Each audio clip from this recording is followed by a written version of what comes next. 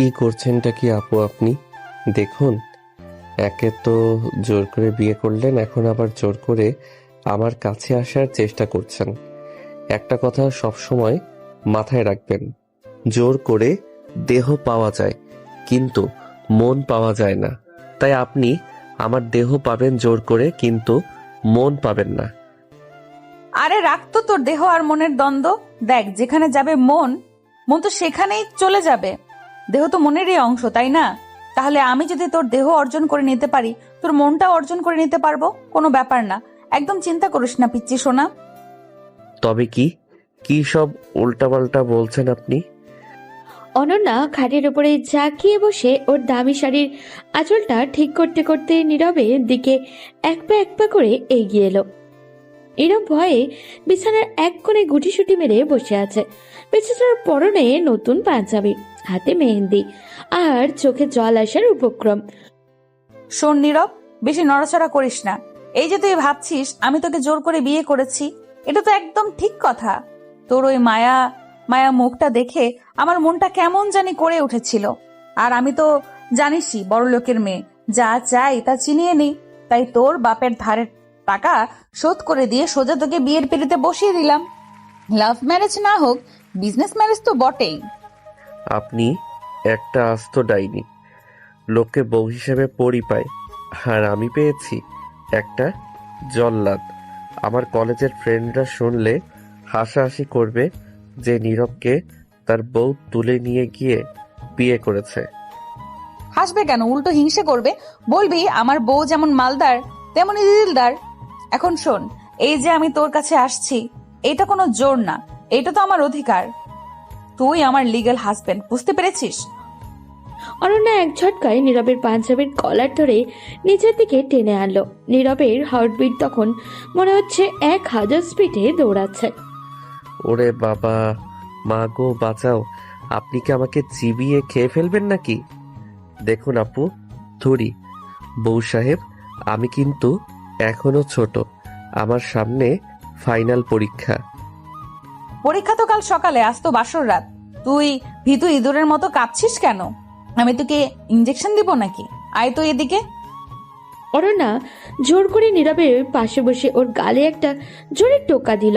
নীরব ভয়ে চোখ বন্ধ করে বিড়বিড় করে দোয়া পড়তে শুরু করলো। আরে গাধা, আমি কি বাঘ যে তোকে গিলে খাবো? আমি তো শুধু একটু আদর করতে চাইছি। আর শোন, কাল থেকে কিন্তু আমার অফিস ব্যাগটাও তোকে গুছিয়ে দিতে হবে। তুই এখন থেকে আমার পিএ প্লাস স্বামী। আমি পারবো না, আমি রান্নাঘরে গিয়ে লুকাবো। নীরব খাট থেকে লাফ দিয়ে নামতে চাইলো, কিন্তু অনন্যা খপ করে ওর হাত ধরে ফেললো।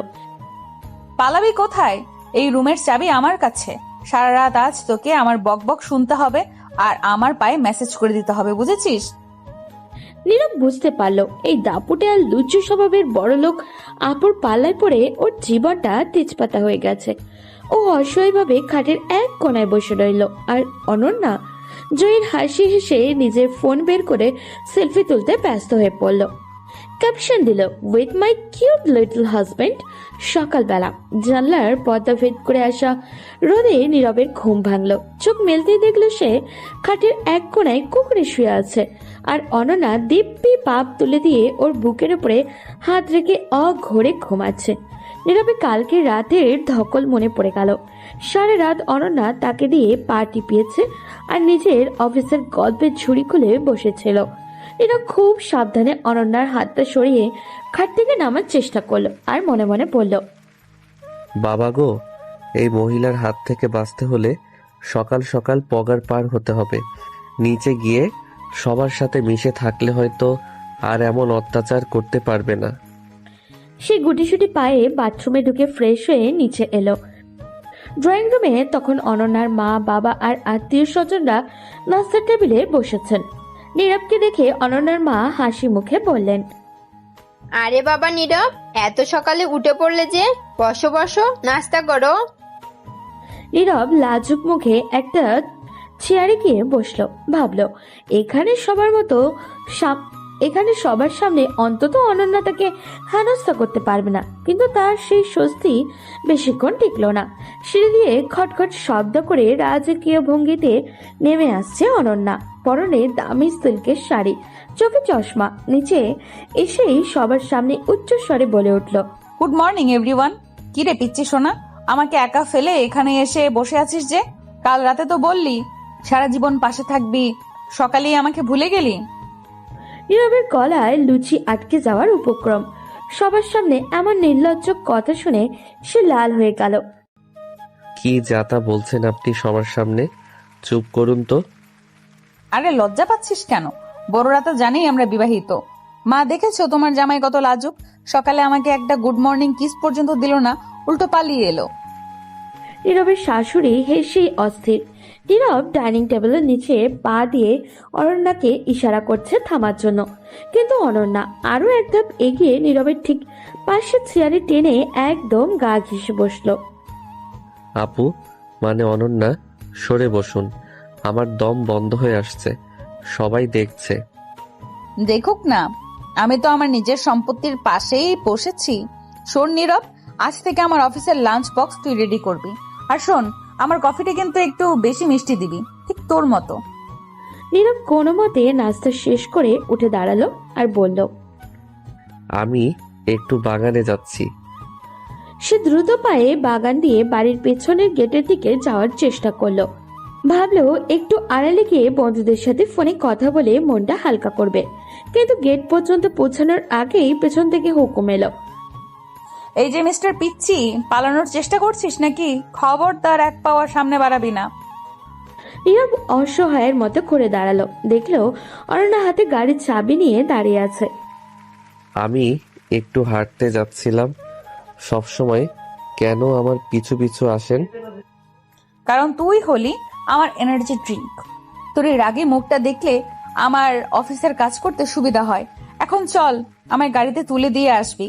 আর হ্যাঁ, যাওয়ার সময় সবার সামনে আমাকে একটা টাটা দিবি কিন্তু। আমি পারবো না। লোকে কি ভাববে? একটা মেয়ে অফিস যাচ্ছে আর তার বর তাকে গেটে দাঁড়িয়ে বিদায় দিচ্ছে। লোকে ভাববে অনন্যার বরটা কত কিউট আর বাধ্য। চল এখন, বেশি কথা বললে কিন্তু এখানেই সবার সামনে তোকে কোলে তুলে নেব, তখন মান সম্মান আরো বেশি যাবে। নীরব দেখলো তো মহা বিপদ। এই অনন্যা যা বলছেন তা সত্যি করেও ছাড়বে। সে কাঁদো কাঁদো মুখে অনন্যার পিছু পিছু গাড়ির দিকে পা বাড়ালো। গাড়িতে ওঠার আগে অনন্যা জানলা দিয়ে মাথা বের করে নীরবকে চোখ টিপ মারলো। নীরব লজ্জায় আর রাগে মাটির দিকে তাকিয়ে রইল। তার জীবনটা এখন আক্ষরিক অর্থেই তেজপাতা হতে শুরু করেছে। অনন্যা আজ অফিসের বদলে ইউনিভার্সিটির জন্য তৈরি হয়েছে। কাকতালীয়ভাবে অনন্যা এই একই ইউনিভার্সিটির মাস্টার্সের ছাত্রী, যেখানে নীরব কেবল অনার্সে পড়ছে। অনন্যা তার বাবার বিজনেস সামলানোর পাশাপাশি পড়াশোনাটাও চালিয়ে যাচ্ছে। নীরবের মনে মনে দারুণ খুশি ছিল যে অন্তত ইউনিভার্সিটিতে গেলে এই আপত্তার হাত থেকে বাঁচতে পারবে। সে তার বাইকটা স্টার্ট দিয়ে হেলমেটটা মাথায় দিচ্ছিল, ঠিক তখনই রাজকীয় ভঙ্গিতে সামনে এসে দাঁড়ালো অনন্যা। বাহ, হিরো সাজা হচ্ছে বুঝি? তা একা একা বাইক নিয়ে কোথায় যাওয়ার প্ল্যান করছিস পিচ্ছি সোনা? আপনি এখনো যাননি? আমি ভার্সিটিতে যাচ্ছি। দয়া করে রাস্তা ছাড়ুন, আমার ক্লাস আছে। রাস্তা ছাড়বো মানে? তুই এখন একা একা যাচ্ছিস, আমাকে নিয়ে যাবি না? ভুলেই গেছিস যে আমিও ওই একই ইউনিভার্সিটিরই ছাত্রী। কি আপনি আমার বাইকের পেছনে বসবেন? কখনো না। ইউনিভার্সিটিতে আমার একটা ইমেজ আছে, জুনিয়র সিনিয়র সবাই জানলে আমার মান সম্মান সব শেষ হয়ে যাবে। লোকে বলবে আমি বড়লোক আপুর পেছনে ঘুরে বেড়াই। লোকে তো আরো অনেক কিছু বলবে। বলবে বড়লোক বউ তার কিউট পিচ্ছি বরকে নিয়ে রোমান্টিক রাইডে যাচ্ছে। শোন নীরব, বেশি চেঁচামেচি করিস না। তোর বাইকের পেছনে আমি বসবো আর তুই আমাকে ড্রপ করবি, এটাই শেষ কথা। না হলে তোর ওই বাইকের চাবি আমি এখনই নর্দমায় ফেলে দিব। আপনি আসলেই একটা জল্লাদ। দয়া করে এমন করবেন না। ঠিক আছে, উঠুন। তবে একটা শর্ত, ইউনিভার্সিটি মেইন গেটের অনেক আগে আপনাকে নেমে যেতে হবে। আমার ফ্রেন্ডদের সামনে যেন আপনাকে না দেখি। শর্ত টর্ত আমি মানি না। এখন চুপচাপ বাইক চালা, বাইরের হাওয়াটা গায়ে লাগতে দে। অনন্যা এক ঝটকায় নীরবের পিছনে বসে পড়ল আর দুই হাত দিয়ে শক্ত করে নীরবের পেট জড়িয়ে ধরল। নীরব আটকে উঠে বাইক ব্রেক করলো। আরে আরে, ধরছেন কেন এভাবে? সরুন, একটু দূরত্ব বজায় রেখে বসুন। কেন দূরত্ব রাখবো? বরের পেছনে বসেছি, কোনো পরপুরুষের তো আর না। তুই বাইকের চাবি, তুই বাইক চালাবি নাকি আমি তোকে কোলে নিয়ে চালানো শুরু করব? নীরব রাগে তো গজগজ করতে করতে বাইক স্টার্ট দিল। ইউনিভার্সিটির মেইন গেটের সামনে আসতেই নীরব বাইক থামানোর চেষ্টা করলো যাতে অনন্যা নেমে যায়, কিন্তু অনন্যা নামার কোনো নামই নিল না। উল্টে নীরবের কাঁধে মাথা রেখে আয়েশ করে বসে রইল। নীরবের ডিপার্টমেন্টের বন্ধুরা তখন গেটের সামনে আড্ডা দিচ্ছিল। তারা হাঁ করে তাকিয়ে দেখছে। ব্যাচেলর নীরবের পেছনে একটা দাপুটে আর সুন্দরী সিনিয়র আপু বসে আছে। অনন্যা আপু, নামুন, সবাই দেখছে। আমার বন্ধুরা তো এখনই টিচ করা শুরু করবে। কেন নামবো? বরের সাথে একটু রোম্যান্স করছি, তাতে কার কি? আর শোন, ক্লাস শেষ করে কিন্তু পার্কিং লটে আমার জন্য ওয়েট করবি। আমাকে না নিয়ে গেলে কিন্তু তোর রাতের খাবার বন্ধ। নীরব লজ্জায় হেলমেটের ভেতরে মুখ লুকিয়ে ফেলল। সে দ্রুত বাইক পার্কিং দিয়ে নিয়ে গেল। বন্ধুদের অবাক চাহনি আর ফিসফিস থেকে সে বুঝতে পারল তার ভার্সিটি লাইফ এই বড়লোক লুচ্ছু আপুর জন্য আজ থেকেই তেজপাতা হতে শুরু করলো। ইউনিভার্সিটি থেকে ফেরার পথে নীরব সারাটা রাস্তা একটি শব্দ উচ্চারণ করেনি। তার মনের ভেতর অপমানে আর রাগে গা জ্বালা করছিল। বাড়িতে পৌঁছেই সে সোজা নিজের রুমে গিয়ে দরজা বন্ধ করে দিতে চেয়েছিল, কিন্তু অনন্যা তার চেয়েও বেশি চালাক। সে নীরবের আগে রুমে ঢুকে বিছানায় জাঁকিয়ে বসেছে। নীরব খাটের এক কোণায় দাঁড়িয়ে গজগজ করতে শুরু করলো। আপনি কি নিজেকে পৃথিবীর অধীশ্বরী ভাবেন অনন্যা আপু? ইউনিভার্সিটিতে আমার বন্ধুদের সামনে যেভাবে আমাকে অপমান করলেন, এরপর আমি ওদের সামনে মুখ দেখাবো কি করে? আপনি কি চান আমি লজ্জায় পড়াশোনা ছেড়ে দেই? কেন সবার সামনে আমাদের বিয়ের কথা আর আমার বাবার ধারের কথা তুললেন? আপনি কি জানেন আমার বন্ধুদের কাছে এখন আমি একটা হাসির পাত্র ছাড়া আর কিছুই না? ওরে আমার অভিমানী পিচ্চি রে, বন্ধুদের সামনে সত্য কথা বললে যদি তোর মান সম্মান যায়, তবে সেই সম্মানের দাম এক পয়সাও নেই। আমি তো যা বলেছি সব সত্যি বলেছি। তুই আমার বিবাহিত স্বামী, এটা বলতে তোর লজ্জা কেন? আর শোন, তোকে তো আমি কিনে নিয়েছি আমার ভালোবাসার দাপট দিয়ে। ওই বন্ধুদের সাথে আড্ডা দিয়ে সময় নষ্ট না করে বরং আমার সেবা যত্ন কর, দেখবি জীবনটা কত লাক্সারিয়াস হয়ে গেছে। তুই কি চাস না তোর এই সুন্দরী বউয়ের সাথে একটু রোমান্টিক সময় কাটাতে? আপনার এই রোম্যান্স আর বড়লোকির মুখে আমি আগুন দেই। ভালোবাসা কখনো জোর করে হয় না। আর আপনি যেটা করছেন সেটা স্রেফ গুন্ডামি। আপনি আমার জীবনটাকে তছনছ করে দিয়েছেন। কাল থেকে আমি আর আপনার সাথে এক গাড়িতে বা বাইকে কোথাও যাব না। আমি দরকার হলে হেঁটে ভার্সিটি যাব। তবুও আপনার মতো একজন স্বার্থপর আর লুচু স্বভাবের মহিলার সাথে আমাকে আর কেউ যেন না দেখে। আমি এখনই এই ঘর ছেড়ে অন্য রুমে গিয়ে শোবো। আরে পালানোর নাম নিবি না একদম। এই রুমের চাবি কার কাছে থাকে ভুলে গেছিস? তুই যেখানেই যাবি আমার ছায়া তোর পিছু ছাড়বে না। আর তুই অন্য রুমে শুবি মানে? আমি কি এখানে একা ভূতের গল্প শোনার জন্য তোকে বিয়ে করেছি? তুই আমার পাশে থাকবি, আমার মাথা টিপে দিবি, আর মাঝে মধ্যে আমার বকা খেয়ে কিউট করে মুখটা ফুলিয়ে রাখবি। আমার এটা ভালো লাগে।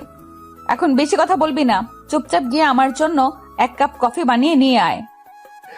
আমি আপনার চাকর নই যে আপনার হুকুম তামিল করব। আপনি নিজে গিয়ে কফি বানান। আমি আজ থেকে আপনার কোনো কথা শুনবো না। আপনি দাপট দেখিয়ে আমার দেহটা পেতে পারেন, কিন্তু আমার মন কোনোদিনও আপনার হবে না। আমি কালই এই বাড়ি ছেড়ে পালানোর রাস্তা খুঁজবো। দেখি আপনি কত বড়লোক হয়েছেন। পালানোর চেষ্টা করে দেখিস। এয়ারপোর্ট থেকে শুরু করে বাস স্ট্যান্ড সব জায়গায় আমার লোক সেট করা আছে। তুই তো আমার সেই ছোট্ট পাখি যে চাইলেও খাঁচা ছেড়ে উঠতে পারবে না। আর শোন পিচ্চি সোনা, তুই যত বেশি রাগ করিস তোকে তত বেশি কিউট লাগে। মনে হয় এখনই তোকে কামড়ে দেই। যা এখন, কফি না বানালে কিন্তু আজ রাতে তোকে ঘুমাতে দেব না, সারা রাত তোকে দিয়ে ঘর মোছাবো। নীরব রাগে ফুসতে ফুসতে রুম থেকে বেরিয়ে গেল। সে বুঝতে পারল এই মহিলার সাথে তর্কে জেতা অসম্ভব। অনন্যা বিছানায় শুয়ে ফোন বের করে নীরবের রাগী মুখটা ছবিটা দেখলো আর একা একাই হাসতে লাগলো। সে মনে মনে ভাবলো এই জেদি ছেলেটাকে পোষ মানাতে তার আরো অনেক নাটক করা বাকি। কফি নিয়ে রুমে ঢোকার সময় নীরবের মুখটা ছিল একদম বাংলার পাঁচের মতো। সে কফির মগটা অনন্যার সামনের টেবিলে টপ করে রাখলো। অনন্যা তখন ল্যাপটপে অফিসের কাজ করছিল, কিন্তু নীরবের রাগী চেহারা দেখে সে কাজ থামিয়ে মুচকি হাসলো। নীরব ঘর থেকে বেরিয়ে যাওয়ার জন্য পা বাড়াতেই অনন্যা তার হাতটা খপ করে ধরে ফেললো। কি রে পিচ্ছি সোনা, কফি দিয়ে পালানোর চেষ্টা? বস এখানে, কফিটা অনেক গরম, তুই আমাকে ফু দিয়ে খাইয়ে দিবি। আর শোন, তুই যে পালানোর চেষ্টা করছিস সেটা আমি তোর চোখের চাউনি দেখেই বুঝে গেছি। কিন্তু তুই কি জানিস আমার হাত থেকে পালানো আর বাঘের মুখ থেকে ফেরা একই কথা? আপনি কি নিজেকে ডন মনে করেন অনন্যা আপু? কেন আমাকে এভাবে আটকে রাখছেন? আমারও তো একটা ব্যক্তিগত জীবন আছে। আপনি বড়লোক বলে কি আমার স্বাধীনতা কেড়ে নেবেন? আমি ঠিক করেছি কাল ভোরেই আমি আমার গ্রামের বাড়িতে চলে যাব। আপনি জোর করে বিয়ে করেছেন ঠিকই, কিন্তু আমাকে বেঁধে রাখতে পারবেন না। আপনার কফি আপনি খান, আমি চললাম। আরে শোন তো, গ্রামে যাবি? তোর বাবার যে 10 লাখ টাকা আমি ব্যাংকে জমা দিয়েছি সেই টাকাগুলো আগে ফেরত দে, তারপর যেখানে খুশি যা। আমি তো বিজনেস ওয়েমেন, লাভ ছাড়া কোনো কাজ করি না। তোকে বিয়ে করেছি মানে তুই এখন আমার সবচেয়ে বড় ইনভেস্টমেন্ট, আর ইনভেস্টমেন্ট হাতছাড়া করা আমার স্বভাবে নেই। এখন চুপচাপ কফিটা নে আর আমাকে খাইয়ে দে, নইলে কিন্তু তোর ওই গ্রামের ঠিকানায় পুলিশ পাঠিয়ে দেব যে তুই আমার টাকা চুরি করে পালিয়েছিস। আপনি এত নিচু মানসিকতার হতে পারেন তা আমার জানা ছিল না। আপনি শুধু বড়লোকই নন, আপনি একটা আস্ত ব্ল্যাকমেইলার। নিজের স্বামীকে কেউ এভাবে হুমকি দেয়? আপনার টাকা আমি ঠিকই শোধ করে দেব, কিন্তু আপনার সাথে এই নরকে আমি আর এক মুহূর্ত থাকতে চাই না। আপনি আমাকে মুক্তি দিন, আমি পড়াশোনা শেষ করে আপনার সব টাকা পই পই করে মিটিয়ে দিব। মুক্তি? সে তো মরে গেলেও পাবি না রে সোনা। তোর এই মায়া মায়া চোখ আর রাগী গালগুলো আমার খুব প্রিয়। তুই যত বেশি আদর করিস আমার তোকে তত বেশি আদর করতে ইচ্ছে করে। টাকা পয়সা তো উছিলা মাত্র, আসল কথা হলো তোকে আমার ভালো লেগেছে। আর যা অনন্যার ভালো লাগে তা অনন্যা কারো হতে দেয় না। এখন রাগ কমিয়ে একটু হাসতো দেখি, নাকি আমি অন্য কোনো উপায় বের করব তোকে হাসানোর জন্য? অনন্যার কথা শেষ করেই নীরবের খুব কাছে চলে এলো। নীরব ভয় পেয়ে গিয়ে দেওয়ালের সাথে মিশে গেল একদমই। অনন্যা তার এক হাত দেওয়ালের উপর রেখে নীরবকে আটকে ফেলল। নীরবের হার্টবিট তখন ড্রাম বাজানোর মতো শব্দ করছিল। অনন্যা তার খুব কাছে গিয়ে ফিস ফিস করে বলল, তুই যত দূরে যেতে চাস আমি তোকে তত কাছে টেনে নিব। কাল সকালে তুই আমার সাথেই ভার্সিটি যাবি, আর আমি আমার সব বন্ধুদের সাথে তোর ঘটা করে পরিচয় করিয়ে দেব যে তুই আমার হ্যান্ডসাম হাজবেন্ড। দেখি কোন সাহস নিয়ে তুই আমাকে এড়িয়ে চলিস। নীরব এবার সত্যি কেঁদে ফেলার উপক্রম করলো। সে বুঝতে পারলো এই দাপুটে আর লুচি স্বভাবের নারীর হাত থেকে পালানো প্রায়ই অসম্ভব। সে অসহায়ের মতো অনন্যার দিকে তাকিয়ে রইল, আর অনন্যা তার বিজয়ী হাসি দিয়ে নীরবের কপালে একটা টোকা দিল। নীরবের জীবনটা এখন শুধু তেজপাতা নয়, পুরো কয়লা হয়ে গিয়েছে। অনন্যার অফিসে সাকসেস পার্টি, শহরের নামি দামি সব ব্যবসায়ী লোকজন সেখানে উপস্থিত। অনন্যা সেজেছে অসম্ভব এক দামি গ্রাউন্ডে, কিন্তু সে জোর করে নীরবকেও নিয়ে এসেছে তার সাধারণ একটা সুতির পাঞ্জাবি আর প্যান্ট পরা অবস্থায়। নীরব বারবার বলেছিল তাকে যেন অন্তত একটা স্যুট পরতে দেওয়া হয়, কিন্তু অনন্যা শোনেনি। পার্টির মাঝখানে নীরব নিজেকে ভীষণ বেমানান অনুভব করছিল। চারপাশের ঝকঝকে সব মানুষের মাঝে তাকে দেখে সবাই কানাকানি শুরু করলো। অনন্যার অফিসের কলিগ আরমান এবং তার বান্ধবী সাইলা নীরবকে ঘিরে ধরে হাসি হাসি করতে শুরু করলো। আরে অনন্যা, এটা কাকে ধরে আনলে? তোমার অফিসের নতুন পিয়ন নাকি রাস্তা থেকে কোনো গরিব ছাত্রকে ধরে এনেছো চ্যারিটি করার জন্য?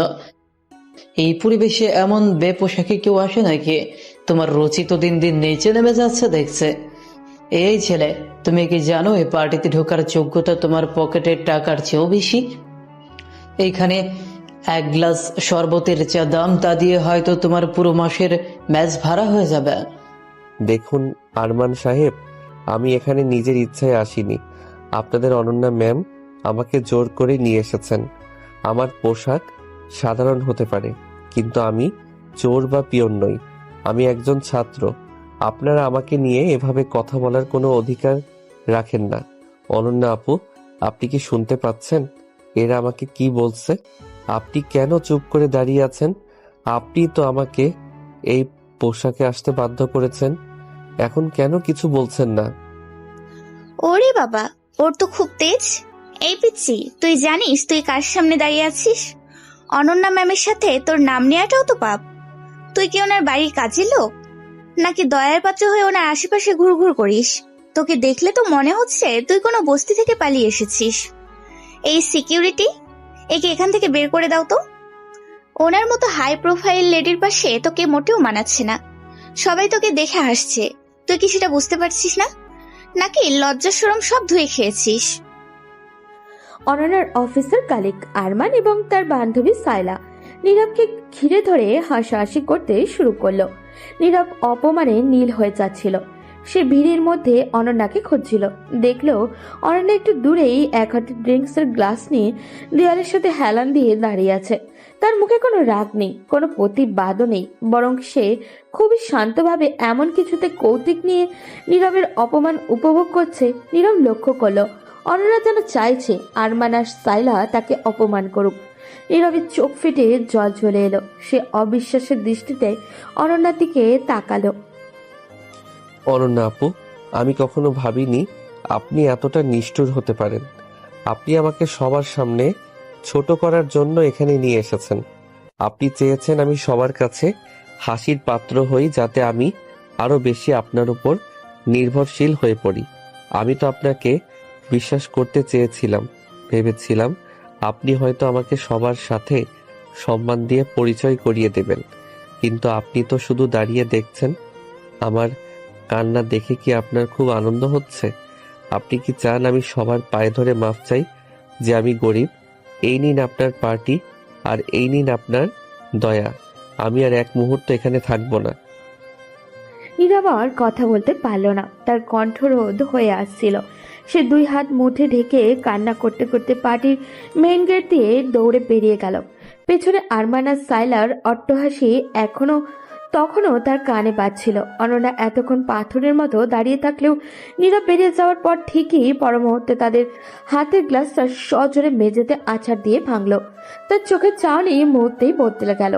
সে কোনো কথা না বলে নীরবের পিছু পিছু পার্টি থেকে ঝড়ের বেগে বেরিয়ে গেল। নীরব, দাঁড়াবি তুই? একদম পা নাড়াবি না বলছি। আমি যা করেছি তার পেছনে কারণ আছে। তুই ভাবছিস আমি তোকে অপমান হতে দিয়ে মজা পেয়েছি? আমি শুধু দেখছিলাম তুই কতটা সহ্য করতে পারিস, আর আমার এই অফিসের মানুষগুলো আসলে কতটা নিচু মনের। তুই কাঁদছিস কেন? তোর কান্না থামানো আমি জানি। আমি তোকে একা ছেড়ে দেওয়ার জন্য আসিনি। তুই যেখানে যাবি আমি সেখানেই যাব।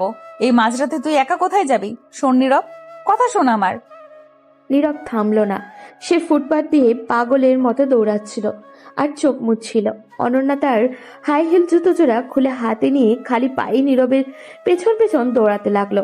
রাতের নিস্তব্ধ রাস্তায় নীরবের কান্নার শব্দ আর অনন্যার চিৎকার এক অদ্ভুত পরিবেশ তৈরি করলো। অনন্যা বুঝতে পারল আজ হয়তো সে একটু বেশি বাড়াবাড়ি করে ফেলেছে, এবং এই অভিমানী পিচ্চি ছেলেটাকে শান্ত করা এবার মোটেও সহজ হবে না।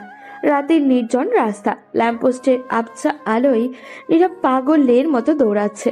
তার পরনে সুতির পাঞ্জাবিটাও ঘামে আর চোখের জলে ভিজে একাকার। পেছনে অনন্যা তার দামি গ্রাউন্ড সামলে খালি পায়ে দৌড়াচ্ছে। একসময় দৌড়াতে দৌড়াতে নীরব একটা পার্কের বেঞ্চের সামনে গিয়ে ধপ করে বসে পড়ল। তার কান্নায় পুরো শরীর কাঁপছে। অনন্যা হাঁপাতে হাঁপাতে তার সামনে গিয়ে দাঁড়ালো। অনেক হয়েছে নীরব, এবার থাম। কতদূর পালাবি তুই? এই মাঝরাতে রাস্তা দিয়ে এইভাবে দৌড়ানোর কোনো মানে হয়? আমি জানি তুই রাগ করেছিস, কিন্তু আমার কথাটা তো একবার শুনবি। আমি তোকে অপমান করার জন্য সেখানে নিয়ে যাইনি। তুই কি ভেবেছিস আরমান বা শায়লার মতো সস্তা কলিগদের কথায় আমার কিছু যায় আসে? আপনি এখনো মুখ খুলছেন কোন সাহসে অনন্যা? আপনি দাঁড়িয়ে দাঁড়িয়ে দেখলেন আরমান আর শায়লা আমাকে পিয়নের সাথে তুলনা করলো। আরমান আমাকে বলল আমি নাকি বস্তি থেকে এসেছি। আপনি তো বড়লোক, আপনার তো অনেক পাওয়ার। তখন কি আপনার বিবেকটা একটুও নাড়া দেয়নি? আপনি একটা প্রতিবাদ পর্যন্ত করলেন না, উল্টো আপনি গ্লাসে চুমুক দিচ্ছিলেন আর মজা নিচ্ছিলেন। আপনার কাছে আমি কি শুধুই একটা খেলনা, যখন ইচ্ছে সাজাবেন আর যখন ইচ্ছে সবার সামনে ছুঁড়ে ফেলে দেবেন? আরে গাধা, আমি চেয়েছিলাম তুই নিজেই নিজের হয়ে কথা বল। আমি দেখতে চেয়েছিলাম এই সমাজের নিচু মানসিকতার মানুষগুলোর সামনে আমার পিচ্চি বরটা কতটা শক্ত হয়ে দাঁড়াতে পারে। আমি যদি ওদের মুখ বন্ধ করে দিতাম তবে সেটা হতো আমার ক্ষমতার দাপট, কিন্তু আমি চেয়েছিলাম তুই ওদের চোখে চোখ রেখে জবাব দিবি। আরমান যখন তোকে ছোট করছিল, আমি তখন ওর টার্মিনেশন লেটারটা মনে মনে ড্রাফট করছিলাম। কাল সকালে ও অফিসে গিয়ে দেখবে ওর চাকরি নেই। এটাই আমার স্টাইল, নীরব। আপনার এই স্টাইল আমার চাই না। আপনি আমাকে একটা মানুষ হিসেবে নয়, আপনার একটা প্রপার্টি হিসেবে দেখেন। আপনি আরমানকে চাকরি থেকে বের করবেন কারণ সে আপনার ইগোতে আঘাত করেছে, আমাকে ভালোবেসে নয়। আমি আপনার ওই বিলাসবহুল জেলখানায় আর ফিরবো না। আমি এই মুহূর্তেই স্টেশনে যাব। আপনি আপনার টাকা, আপনার দাপট আর আপনার অহংকার নিয়ে ওই পার্টিতেই পড়ে থাকুন। আমাকে দয়া করে মুক্তি দিন। মুক্তি দেওয়ার জন্য তো তোকে ধরিনি, পাগল। তুই বুঝিস না কেন? আমি তোকে নিয়ে সব সময় চিন্তায় থাকি। তোকে যত বেশি মানুষ ছোট করবে, তুই তত বেশি আমার আঁচলের তলায় আশ্রয় খুঁজবি। আমি হয়তো অবচেতন মনে এটাই চেয়েছিলাম। আমি স্বার্থপর, আমি জানি। আমি তোকে সবার থেকে আলাদা করে নিজের মুঠোর মধ্যে রাখতে চাই, কিন্তু তোর চোখের জল দেখলে আমার নিজের ভেতরে কেমন জানি কষ্ট হয়। প্লিজ বাড়ি চল। আমি কথা দিচ্ছি কাল থেকে কেউ তোকে নিয়ে হাসাহাসি করার সাহস পাবে না। আপনার কোনো কথাই আমি আর বিশ্বাস করি না। আপনি আজ আমার আত্মসম্মানে চরম আঘাত করেছেন। যে মানুষটা তার জীবন সঙ্গীকে সবার সামনে ছোট হতে দেখে চুপ থাকে, তার সাথে থাকা আর জ্যান্ত কবরে থাকা একই কথা। আপনি আপনার হাত ছাড়ুন। আমি পুলিশ ডাকবো, না হলে আপনি আমাকে এভাবে রাস্তায় আটকে রাখতে পারেন না। পুলিশ ডাকবি? ডাক।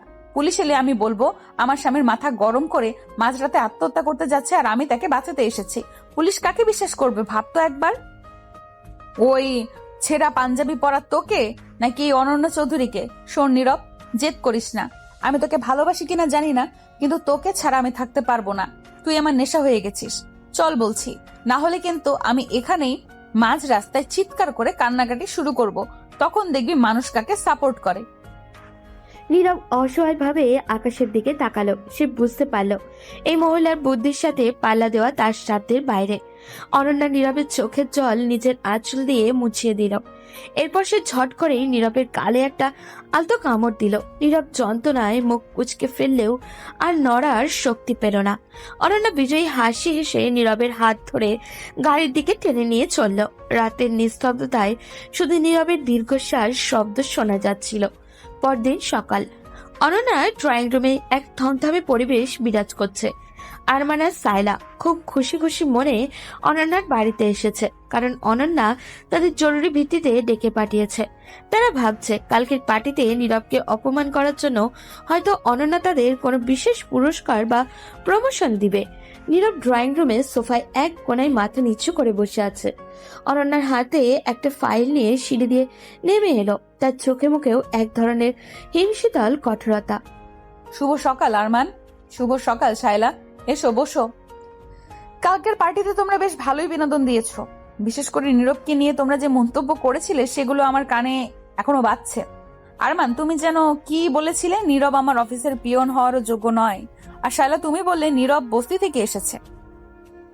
আরে অনন্যা, আমরা তো জাস্ট মজা করছিলাম। ছেলেটা যেভাবে ওই পাঞ্জাবি পরে এসেছিল, আমাদের তো হাসাহাসি করা ছাড়া উপায় ছিল না। তোমার স্ট্যান্ডার্ডের সাথে ও তো একদমই যায় না। আমরা চেয়েছিলাম তোমাকে এই আপদটার হাত থেকে একটু রেহাই দিতে। তুমি নিশ্চয়ই আমাদের উপর রাগ করোনি। হ্যাঁ অনন্যা, আরমান ঠিকই বলেছে। আমরা তোমার ভালো বন্ধু বলে কথাটা বলেছি। ওই ছেলেটাকে সবার সামনে ছোট না করলেও তো মাথায় উঠে বসতো। তোমার মতো একজন সাকসেসফুল বিজনেস উইম্যানের পাশে এরকম একটা ফকিন্নি মার্কা ছেলেকে মানায় নাকি? আমরা তো তোমার মান সম্মান বাঁচানোর চেষ্টা করেছি মাত্র। আমার মান সম্মান বাঁচানোর জন্য তোমরা কতই না চিন্তিত। নীরব শোন, আরমান আর শায়লা তোর অনেক বড় শুভাকাঙ্ক্ষী। এরা তোকে বস্তি থেকে আসা পিয়ন বলেছে, কারণ এরা তোকে অনেক ভালোবাসে। আরমান, তুমি কি জানো এই নীরব কে? ও শুধু আমার স্বামী নয়, ও এই বাড়ির মালিক এবং আমার সমস্ত সম্পত্তির একমাত্র উত্তরাধিকারী। আর তোমরা যাকে পিয়ন বললে, সেই পিয়নই এখন থেকে তোমাদের ভাগ্য নির্ধারণ করবে। অনন্যা, তুমি কি সিরিয়াস? তুমি এই পিচ্ছি ছেলেটার জন্য আমাদের সাথে এমন করছো? আমরা তো তোমার দীর্ঘদিনের বিশ্বস্ত কর্মী। এই ছেলের জন্য তুমি আমাদের অপমান করছো? বিশ্বস্ত কর্মী?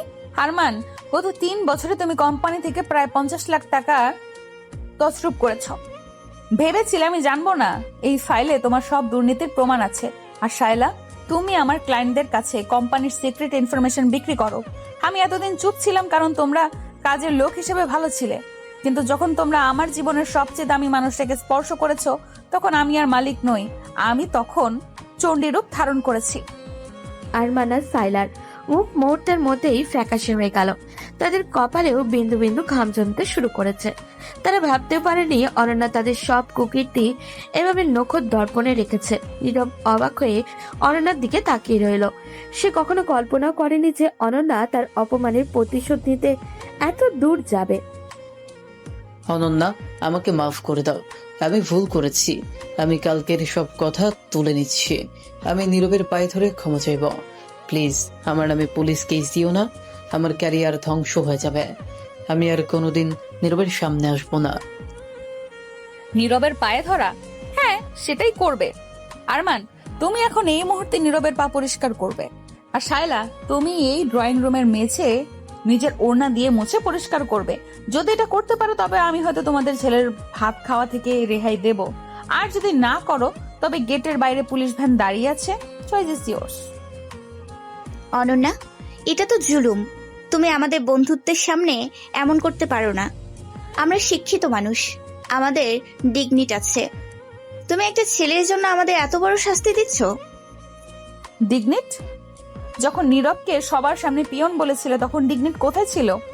যখন ওকে বস্তিবাসী বলে উপহাস করেছিলে তখন শিক্ষা কোথায় ছিল? নীরব, দেখ এই তথাকথিত শিক্ষিত আর বড় লোকদের আসল রূপ। আরমান, শুরু করো। যদি 1 মিনিট দেরি করো তবে আমি ফাইলে সাইন করে দেব।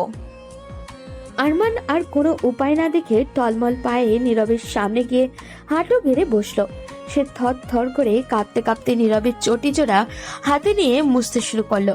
সাইলা ফুপিয়ে ফুপিয়ে কাঁদতে কাঁদতে নিজের দামি ওড়না দিয়ে মেঝে মুছতে লাগলো। নীরব দৃশ্যটা দেখে শিউরে উঠল।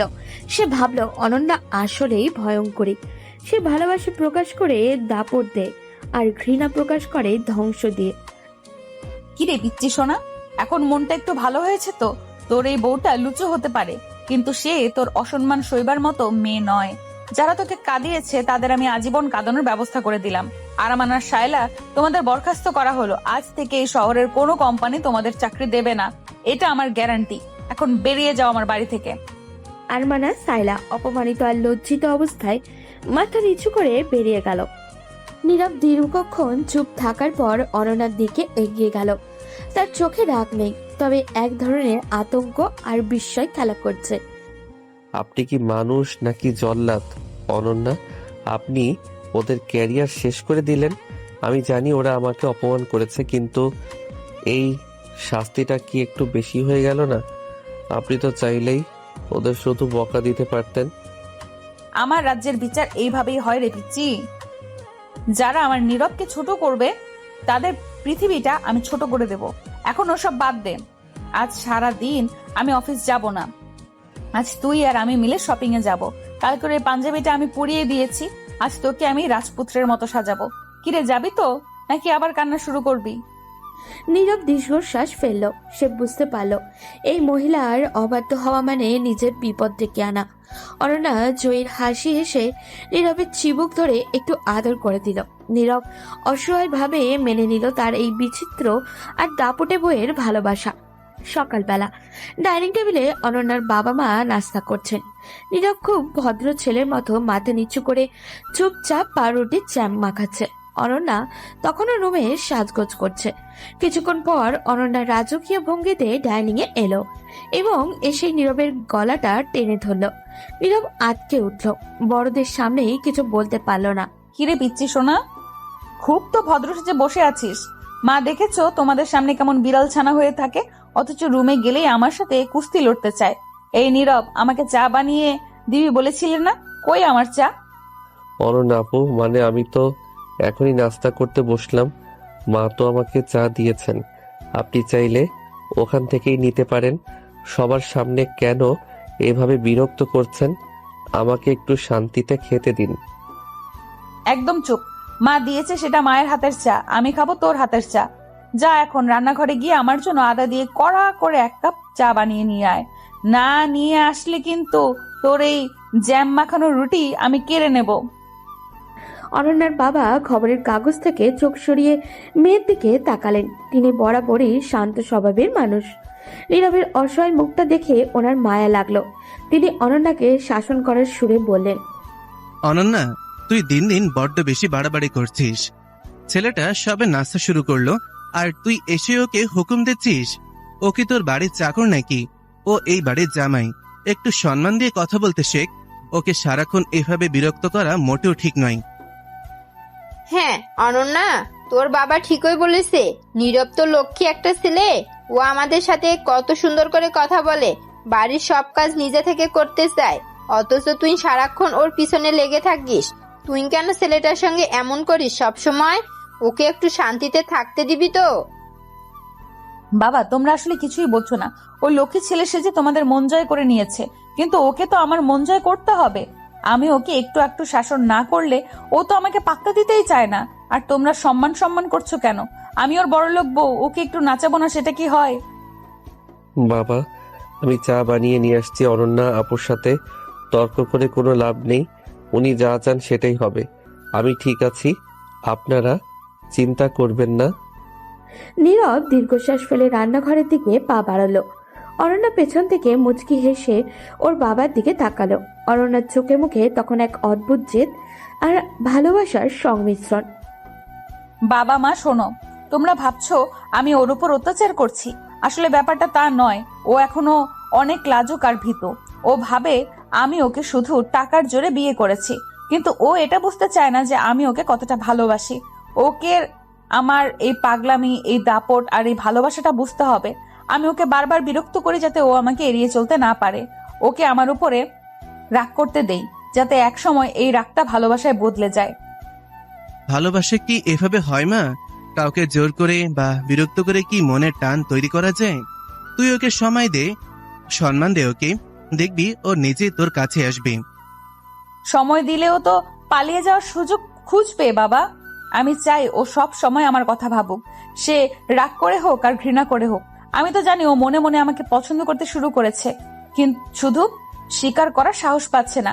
ওই যে দেখো, ওর হাতের স্পেশাল চা নিয়ে আসছে। এই চাটা না খেলে আমার অফিসের কোনো কাজই ঠিক মতো হয় না। নীরব ধোঁয়া ওঠা চায়ের কাপ নিয়ে এসে টেবিলের উপরে রাখলো। অনন্যা কপাট হাত দিয়ে এক চুমুক দিয়ে তৃপ্তির হাসি দিল। এরপর সে টেবিলের নিচ দিয়ে নীরবের পা দিয়ে খোঁচা দিতে লাগলো। নীরব লজ্জায় লাল হয়ে মাথা নিচু করে রইল।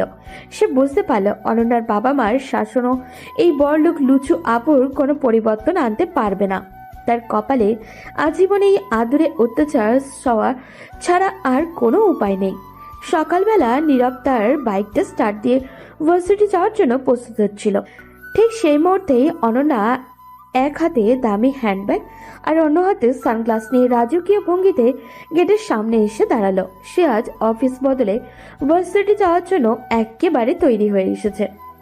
কি রে পিচ্ছি সোনা, আজ বুঝি একাই যাওয়ার খুব শখ জেগেছে?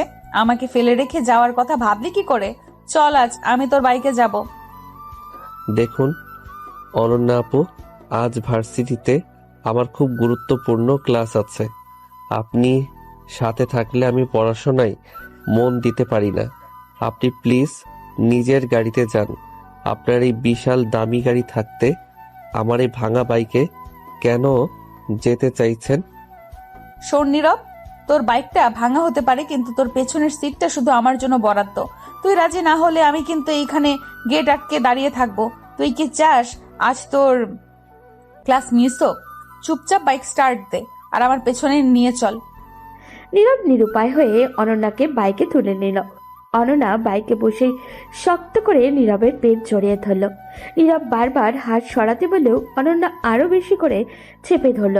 ভার্সিটির ক্যাম্পাসে পৌঁছানোর পর সবাই অবাক হয়ে তাকিয়ে রইল। অনন্যা বাইক থেকে নেমে সবার সামনেই নীরবের গাল টিপে দিয়ে তার ডিপার্টমেন্টের দিকে রওনা দিল। কিন্তু যাওয়ার আগে সে বন্ধুদের আড্ডার মাঝে দাঁড়িয়ে থাকা নীরবকে বেশ কয়েকবার বিরক্ত করলো। এই দৃশ্যটি দূর থেকে লক্ষ্য করছিল অয়ন। অয়ন নীরবের ক্লাসমেট এবং সে অনেকদিন ধরেই অনন্যাকে মনে মনে পছন্দ করত। কি রে নীরব, তুই আজকাল অনেক বড় হিরো হয়ে গেছিস দেখছি। আমাদের ভার্সিটির সবচেয়ে রিচ আর সুন্দরী সিনিয়র আপু অনন্যা তোর সাথে এভাবে ঘুরছে কেন? তোদের মধ্যে আসলে কি চলছে? আরে অয়ন, তুই ভুল বুঝছিস, তেমন কিছু না। উনি আসলে একটু জেদি মানুষ তো, তাই আমার সাথে এসেছেন। তুই বিষয়টাকে অন্যভাবে নিস না। অন্যভাবে নেব না মানে? আমি আজই জানতে পারলাম তোরা নাকি লুকিয়ে বিয়ে করেছিস। এটা কি সত্যি? তুই টাকার লোভে নিজের চেয়ে বয়সে বড় একটা মেয়েকে বিয়ে করলি? ছি নীরব, তোর উপর আমার অনেক সম্মান ছিল, কিন্তু আজ বুঝলাম তুই আসলে একটা লোভী ছেলে। তোর মতো নিচু মনের ছেলে ক্যাম্পাসে আর একটাও নেই। অয়নের কথা শুনে ক্যাম্পাসে অনেক ছাত্রছাত্রী সেখানে ভিড় জমালো। অনন্যা তখন লাইব্রেরিতে ছিল একটা জরুরি বই খুঁজতে, তাই সেখানে জানতেই পারলো না বাইরে কি হচ্ছে। অয়ন সবার সামনে চিৎকার করে নীরবকে ছোট করতে শুরু করলো। আর সবাই দেখ, এই সেই নীরব যে ক্লাসে অনেক ভালো সেজে থাকে, অথচ তলে তলে একজন বড় লোক আপুকে পুটিয়েছে শুধু তার ব্যাংক ব্যালেন্সের জন্য। বয়সে বড় একটা মেয়েকে বিয়ে করেছি শুধু আরামায়েশের জন্য, তাই না? তোর কি নিজের প্রতি একটু ঘৃণা হয় না? তোকে আজ থেকে আমরা গোল্ড ডিগার বলে ডাকবো। তোরা সবাই মিলে একে ক্যাম্পাস থেকে বয়কট কর। অয়ন, মুখ সামলে কথা বল। তুই জানিস না কি পরিস্থিতিতেই বিয়ে হয়েছে। আমি টাকার লোভে কাউকে বিয়ে করিনি। অনন্যা আপু আমাকে জোর করে, মানে আমাদের পারিবারিক কিছু সমস্যার কারণে এটা হয়েছে। তুই আমাকে এভাবে সবার সামনে অপমান করতে পারিস না। আরে রাখ তোর পারিবারিক সমস্যা, আসল কথা হলো তুই বিক্রি হয়ে গেছিস। ওই বড়লোক আপুর পায়ের কাছে বসে থাকিস তুই। তোকে কি ও পকেট মানি দেয়, নাকি ওর অফিসের পিয়ন হিসেবে কাজ করিস? ছি, এই ক্যাম্পাসের ছেলেরা তোকে দেখে লজ্জা পাচ্ছে। তোর মতো একটা ব্যক্তিত্বহীন ছেলের সাথে আমরা ক্লাস করতে চাই না। নীরবের চোখের কোণে জল জমে উঠল। সে সবার সামনে এভাবে ছোট হবে কখনোই ভাবেনি। ক্যাম্পাসের জুনিয়র সিনিয়র সবাই তাকে নিয়ে ফিসফিস শুরু করলো। নীরব অপমানে মাথা নিচু করে সেখান থেকে সরে যেতে চাইল, কিন্তু অয়ন তাকে আটকে ধরলো। এবং ঠিক সেই মুহূর্তেই লাইব্রেরি থেকে অনন্যা বেরিয়ে এলো এবং ভিড় দেখে সেদিকে এগোতে লাগলো। কিন্তু সে এখনো সঠিক ঘটনাটি বুঝে উঠতে পারছে না। অনন্যা লাইব্রেরি থেকে বের হয়ে দেখলো ক্যাম্পাসের মাঝখানে বিশাল জটলা। সে উৎসুক হয়ে ভিড় ঠেলে সামনে এগোতেই দেখলো নীরব মাথা নিচু করে দাঁড়িয়ে আছে, আর অয়ন তাকে যাচ্ছে তাই বলে যাচ্ছে। অনন্যা বিষয়টা গভীরভাবে না বুঝেও মুখে হাসি নিয়ে নীরবের পাশে গিয়ে দাঁড়ালো। সে ভাবলো হয়তো বন্ধুদের মাঝে কোনো মজা চলছে। কি ব্যাপার পিচ্চি সোনা, এখানে এত মানুষ কেন? আর তোকে এমন দেখাচ্ছে কেন? অয়ন, তোমরা কি আমার বরকে নিয়ে কোনো সিরিয়াস মিটিং করছো নাকি? আমাকে ছাড়া কিন্তু কোনো মিটিং জমবে না। অনন্যা এই আদুরে কথাগুলো নীরবের কানে বিষের মতো লাগলো। অয়ন আর আশেপাশের সবাইকার বিদ্রুপের হাসি দেখে নীরবের মাথা রক্ত চলে গেল। সে হিতাহিত জ্ঞান হারিয়ে অনন্যার দিকে ঘুরে দাঁড়ালো এবং সবার সামনে চিৎকার করে উঠল। চুপ করুন আপনি, একদম চুপ করুন। আপনার লজ্জা করে না এখানে আসতে? আপনার এই ঢং আর ন্যাকামির জন্য আজ আমাকে পুরো ক্যাম্পাসের সামনে চোর আর লোভী অপবাদ শুনতে হচ্ছে। অয়ন ঠিকই বলেছে, আপনার মতো বয়সে বড় একটা মহিলার সাথে আমার বিয়ে হওয়াটাই আজ আমার জীবনের সবচেয়ে বড় অভিশাপ হয়ে দাঁড়িয়েছে। আপনার টাকার পাহাড় আছে বলে আপনি ভাবেন আপনি পৃথিবী কিনে নিয়েছেন। নীরব, তুই এসব কি বলছিস? আমি তো কিছুই জানি না। কি হয়েছে এখানে? তুই এভাবে আমার সাথে কথা বলছিস কেন? কি হয়েছে জানবেন? আপনার ওই লুচু স্বভাব আর টাকার দাপট আমাকে সবার চোখে গোল্ড ডিগার বানিয়ে দিয়েছে। সবাই বলছে আমি আপনার টাকার লোভে বিক্রি হয়ে গেছি। আপনি জোর করে আমাকে বিয়ের পিঁড়িতে বসিয়েছেন, জোর করে আমাকে আপনার সাথে থাকতে বাধ্য করছেন। আপনার মতো একজন স্বার্থপর মহিলার জন্য আজ আমার সম্মান ধুলোয় মিশে গেল। আপনি একটা জল্লাদ, আপনি একটা ডাইনি। আপনার মুখ দেখতেও আমার ঘৃণা হচ্ছে। আপনার এই নোংরা ভালোবাসা আপনি নিজের কাছেই রাখুন। আমাকে মুক্তি দিন।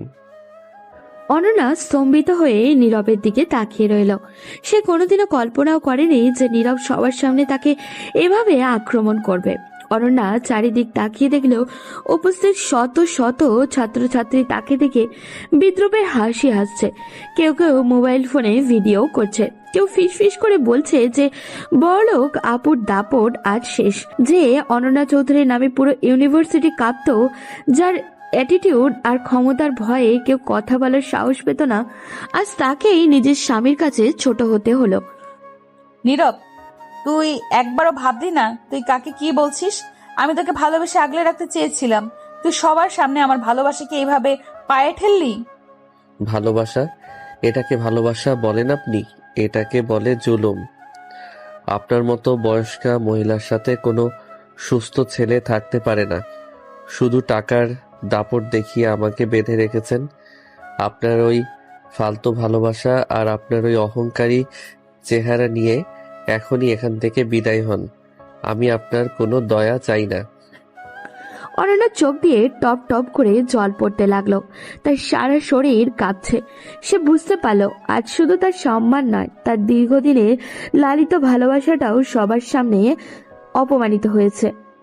এক নিমেষেই তার শক্তিশালী আর দাপুটে ইমেজটা চুরমার হয়ে গেল। যে মেয়েটি কোনোদিনও হার মানতে শেখেনি, আজ সে সবার উপহাসের পাত্রী হয়ে দাঁড়িয়ে আছে। সে অনুভব করলো তার বুকের ভেতরটা যেন কেউ ধারালো ছুরি দিয়ে ফালি ফালি করে কেটে দিচ্ছে। তার ভালোবাসাটাকেও আজ আস্থা করে ছুঁড়ে ফেলা হয়েছে। ঠিক আছে নীরব, তুই যখন সবার সামনে আমাকে এত বড় কথা বলতে পারলি, তবে আজ থেকে আমি তোর জীবনে আর কোনোদিন হস্তক্ষেপ করব না। তুই তো এটাই চেয়েছিলি না? আজ বুঝলাম টাকা দিয়ে সব কেনা গেলেও কারো মন কেনা যায় না। তোকে ভালোবাসাই ছিল আমার জীবনের সবচেয়ে বড় ভুল। অনন্যা আর এক মুহূর্ত সেখানে দাঁড়ালো না। সে তার সানগ্লাসটা দিয়ে চোখের জল আড়াল করার চেষ্টা করলো, কিন্তু তার কান্নার শব্দ সবাই শুনতে পাচ্ছিল। সে বিট ঠেলে দ্রুত পায়ে তার গাড়ির দিকে চলে গেল। পেছনে অয়ন আর তার দলবল জয়ীর হাসি হাসতে লাগলো, আর নীরব রাগে ফুঁসতে ফুঁসতে সেখান থেকে অন্যদিকে চলে গেল। ইউনিভার্সিটির সেই চত্বরে অনন্যার দাপটে কেরিয়ার এক করুণ ইতি ঘটল। অনন্যা ইউনিভার্সিটি থেকে ফিরে কারোর সাথে কোনো কথা না বলে সোজা নিজের রুমে ঢুকে গেল। সে ভেতর থেকে দরজা এমন ভাবে বন্ধ করলো যে মনে হলো বাইরের পৃথিবীর সাথে সে সব সম্পর্ক ছিন্ন করতে চায়। অনন্যার মা নিজ থেকে অনেকবার ডাকলেও সে কোনো সাড়া দিল না। বেশ কয়েক ঘন্টা পর নীরব বাড়ি ফিরল। তাকে দেখেই অনন্যার মা অস্থির হয়ে এগিয়ে এলেন। নীরব বাবা, তোমরা কি আজ একসাথে ফেরোনি? অনন্যা সেই কখন থেকে বাড়িতে এসে নিজের ঘরের দরজা বন্ধ করে বসে আছে, ডাকলে সাড়াও দিচ্ছে না, এমনকি পানি পর্যন্ত খায়নি। মেয়েটা তো এমন কোনোদিন করে না। ভার্সিটিতে কি বিশেষ কিছু হয়েছে আজ? তোমরা কি ঝগড়া করেছো? তেমন কিছু না তো আন্টি, আপনি শুধু শুধু চিন্তা করছেন।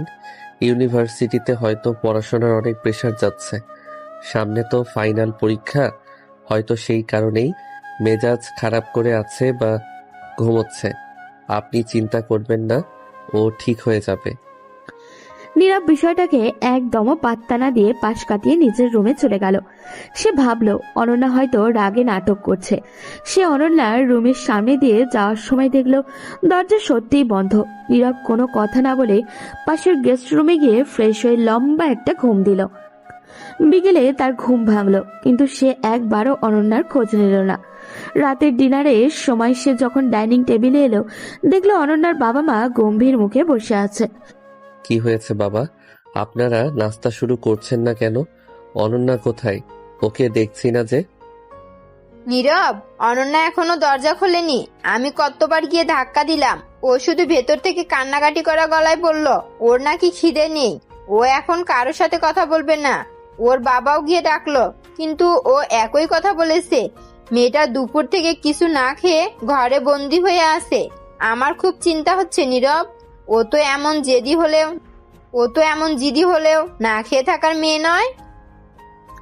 অনন্যার বাবার মুখটাও আজ খুব বিমর্ষ। তিনি নীরবের দিকে তাকিয়ে দীর্ঘশ্বাস ফেলে বললেন, নীরব, অনন্যা যা ইচ্ছে তাই করুক। ও তোমাকে খুব ভালোবাসে। আজ হয়তো ওর মনে খুব বড় একটা কোনো আঘাত লেগেছে। আমি জানি ও অনেক সময় উদ্ধত্ত ব্যবহার করে, কিন্তু ভেতর থেকে ও খুব নরম। তুমি যদি পারো একবার গিয়ে ওকে ডাকো, ও হয়তো তোমার কথা শুনবে। নীরব ডিনারের প্লেটটা সামনে নিয়েও আর খেতে পারল না। তার মনে এক অপরাধবোধ কাজ করতে শুরু করেছে। সে মনে মনে ভাবল, অয়নের স্বভাবই সবাইকে ছোট করা, তাই হয়তো সে আজ নিজের আক্রোশ থেকে অনন্যাকে ছোট করেছে। কিন্তু নীরবের তো উচিত হয়নি সবার সামনে অনন্যাকে এভাবে অপমান করা। অনন্যা যাই হোক না কেন, সে তো নীরবের সম্মান বাঁচানোর জন্য ওই আরমান আর সায়ালকে শাস্তি দিয়েছিল। অথচ নীরব আজ সবার সামনে অনন্যার ভালোবাসাটাকে বিশ্রীভাবে অপমান করেছে। আমি কি আজ সত্যি বেশি করে ফেললাম? অনন্যা হয়তো জেদি, হয়তো ও লুচু স্বভাবের, কিন্তু সবার সামনে ওকে ডাইনি বা বয়স্কা মহিলা বলাটা কি ঠিক হলো? ও তো আমার জন্যই আজ সবার কাছে হাসির পাত্র হলো। যে মেয়েটা কোনোদিন কারো কাছে মাথা নত করেনি, আজ সে নিজের রুমে মুখ লুকিয়ে কাঁদছে। আমার কি উচিত হয়নি ওকে আড়ালে নিয়ে কথা বলা? নীরব টেবিল থেকে উঠে ধীর পায়ে অনন্যার রুমের দরজার সামনে গিয়ে দাঁড়ালো। ডাইনিং রুম থেকে অনন্যার মা বাবা আশার দৃষ্টিতে তার দিকে তাকিয়ে আছেন। নীরব দরজায় হালকা করে টোকা দিল, কিন্তু ভেতর থেকে কোনো সারা শব্দ নেই, শুধু এক অদ্ভুত নিস্তব্ধতা বিরাজ করছে। নীরব বুঝতে পারল এই নিস্তব্ধতা আসলে এক গভীর অভিমানের বহিঃপ্রকাশ। রাতে বিছানায় শুয়ে নীরব অনেকক্ষণ ছটফট করলো। সে সিদ্ধান্ত নিল সকালে ঘুম থেকে উঠে অনন্যার কাছে মন থেকে ক্ষমা চেয়ে নেবে। সে ভাবল অনন্যাকে একটু সময় দেওয়া দরকার, যাতে সে নিজেকে সামলে নিতে পারে। সকালে ডাইনিং টেবিলে এসে নীরব দেখল চারপাশ একদম নিস্তব্ধ। সে অপরাধবোধ নিয়ে অনন্যার আসার অপেক্ষা করছিল। এমন সময় সিঁড়িতে পায়ের শব্দ পাওয়া গেল। নীরব সিঁড়ির দিকে তাকিয়ে একদম স্তব্ধ হয়ে গেল। সিঁড়ি দিয়ে অনন্যা নেমে আসছে, কিন্তু এ যেন এক অন্য অনন্যা। পরনে একদম ফর্মাল অফিসের পোশাক, চোখে মুখে কঠোর গাম্ভীর্য। আগের সেই চপলতা বা নীরবের গাল টিপে দেওয়ার মতো সেই আদুরে ভাবটা একদম গায়েব। অনন্যা, আপনি উঠেছেন? আমি আসলে কালকের ব্যাপারে আপনার সাথে একটু কথা বলতে চাচ্ছিলাম। আমি তখন খুব রাগের মাথায় ছিলাম, তাই না বুঝে অনেক কিছু বলে ফেলেছি। অনন্যা নীরবের কথার কোনো উত্তরই দিল না। সে এমনভাবে নীরবের পাশ দিয়ে হেঁটে গিয়ে চেয়ারে বসলো যেন সেখানে কেউই নেই। নীরবের অস্তিত্বকে সে পুরোপুরি উপেক্ষা করলো। অনন্যার চোখ মুখ ফোলা, দেখলেই বোঝা যায় সারা রাত সে প্রচন্ড কান্নাকাটি করেছে, কিন্তু এখন আর তার চেহারায় এক ধরনের পাথরের দৃঢ়তা। সে খুব স্বাভাবিক ভঙ্গিতে নাস্তা করতে শুরু করলো এবং সরাসরি তার বাবার সাথে কথা বলতে লাগলো। বাবা, আমি আজ একটু তাড়াতাড়ি অফিস থেকে বের হব। আজ কয়েকটা ইম্পর্টেন্ট মিটিং আছে, আর মিটিং শেষ করে আমি একবার ইউনিভার্সিটিতে যাব। লাইব্রেরিতে আমার কিছু কাজ বাকি আছে। সামনে তো ফাইনাল পরীক্ষা, তাই এখন আর সময় নষ্ট করা যাবে না। মা, শরীর ঠিক আছে তো তোর? তুই কি আজ ইউনিভার্সিটিতে যাবি? কাল তো অনেক ধকল গেছে তোর ওপর দিয়ে। চাইলে আজ বাড়িতে একটু বিশ্রাম নিতে পারিস। আর নীরবও তো আছে, ও না হয় তোকে সাহায্য করবে। না বাবা, আমি একদম ঠিক আছি। বিশ্রাম নেওয়ার কোনো প্রয়োজন নেই, আর আমার কাজে সাহায্য করার জন্য কারোর প্রয়োজন পড়বে না। আমি একাই সামলে নিতে পারবো। তুমি চিন্তা করো না, আমি এখন নিজের ক্যারিয়ার আর পড়াশোনা নিয়ে ফোকাসড হতে চাই। নীরব অবাক হয়ে অনন্যার ব্যবহার দেখছিল। অনন্যা একবারের জন্য নীরবের দিকে চোখ তুলে তাকালো অবধি না। নীরব কয়েকবার চেষ্টা করলো কথা বলার জন্য, কিন্তু অনন্যার এই বরফ শীতল অ্যাটিটিউড দেখে তার বুকটা কেঁপে উঠল। সে দাপুটে বড়লোক আপুটা আজ যেন একদম শান্ত হয়ে গেছে, কিন্তু এই শান্ত রূপটা আগের চেয়ে অনেক বেশি ভয়ঙ্কর। নীরব বুঝতে পারল অনন্যা তাকে তার জীবন থেকে অদৃশ্য করে দিয়েছে। অনন্যা আপু, শুনুন, আমি বাইক বের করছি। আপনি কি আমার সাথেই যাবেন? আজ আমি আপনাকে গেট পর্যন্ত নামিয়ে দিয়ে আসবো। কালকের জন্য আমি সত্যি অনেক লজ্জিত। রহিম কাকা, গাড়ি বের করো, আমি এখন বের হব। মা, আমি আসছি। আজ ফিরতে একটু দেরি হতে পারে, তোমরা খেয়ে নিও। অনন্যা এক মুহূর্তের জন্য নীরবের দিকে ফিরে তাকালো না। সে হনহনিয়ে বাড়ির বাইরে বেরিয়ে গাড়িতে উঠে বসলো। নীরব ডাইনিং টেবিলের সামনে মূর্তির মতো দাঁড়িয়ে রইল। সে বুঝতে পারল অনন্যার ভালোবাসাটাকে সে কাল শুধু পায়ে ঠেলেনি, বরং সেটাকে মেরেও ফেলেছে। যে মেয়েটা সারাক্ষণ তাকে বিরক্ত করত, আজ সে তাকেই সহ্যই করতে পারছে না। নীরবের মনে হলো অনন্যার এই উপেক্ষা তার কালকের করা অপমানের চেয়েও অনেক বেশি যন্ত্রণাদায়ক। ইউনিভার্সিটির ক্যাম্পাসে আজ এক অদ্ভুত দৃশ্য দেখা যাচ্ছে। প্রতিদিন যে অনন্যা নীরবের পিছু পিছু ঘুরত, আজ নীরব তার পিছু পিছু ঘুরছে। নীরব ক্লাসের ফাঁকে, করিডোরে, এমনকি লাইব্রেরির সামনেও কতবার অনন্যার সাথে কথা বলার চেষ্টা করলো, কিন্তু অনন্যা একবারের জন্য তার দিকে ফিরে তাকালো না। সে তার মাস্টার্সের বন্ধুদের সাথে এমনভাবে কথা বলছে আর হাসছে যেন নীরব বলে কেউ তার পরিচিতই নয়। নীরব বুঝতে পারলো অবহেলা যে কতটা যন্ত্রণাদায়ক হতে পারে। অনন্যা আপু, প্লিজ একটা মিনিট শুনুন। আমি জানি আমি কাল খুব বড় ভুল করেছি, আমার উপর রাগ করে থাকুন, কিন্তু এভাবে আমাকে একদম পর করে দেবেন না। আমি সত্যি অনেক লজ্জিত। তা আজ সে টের পাচ্ছে বারংবার। অনন্যা নীরবের কথার কোনো উত্তর না দিয়ে তার এক বন্ধুর সাথে কথা বলতে বলতে পাশ কাটিয়ে চলে গেল।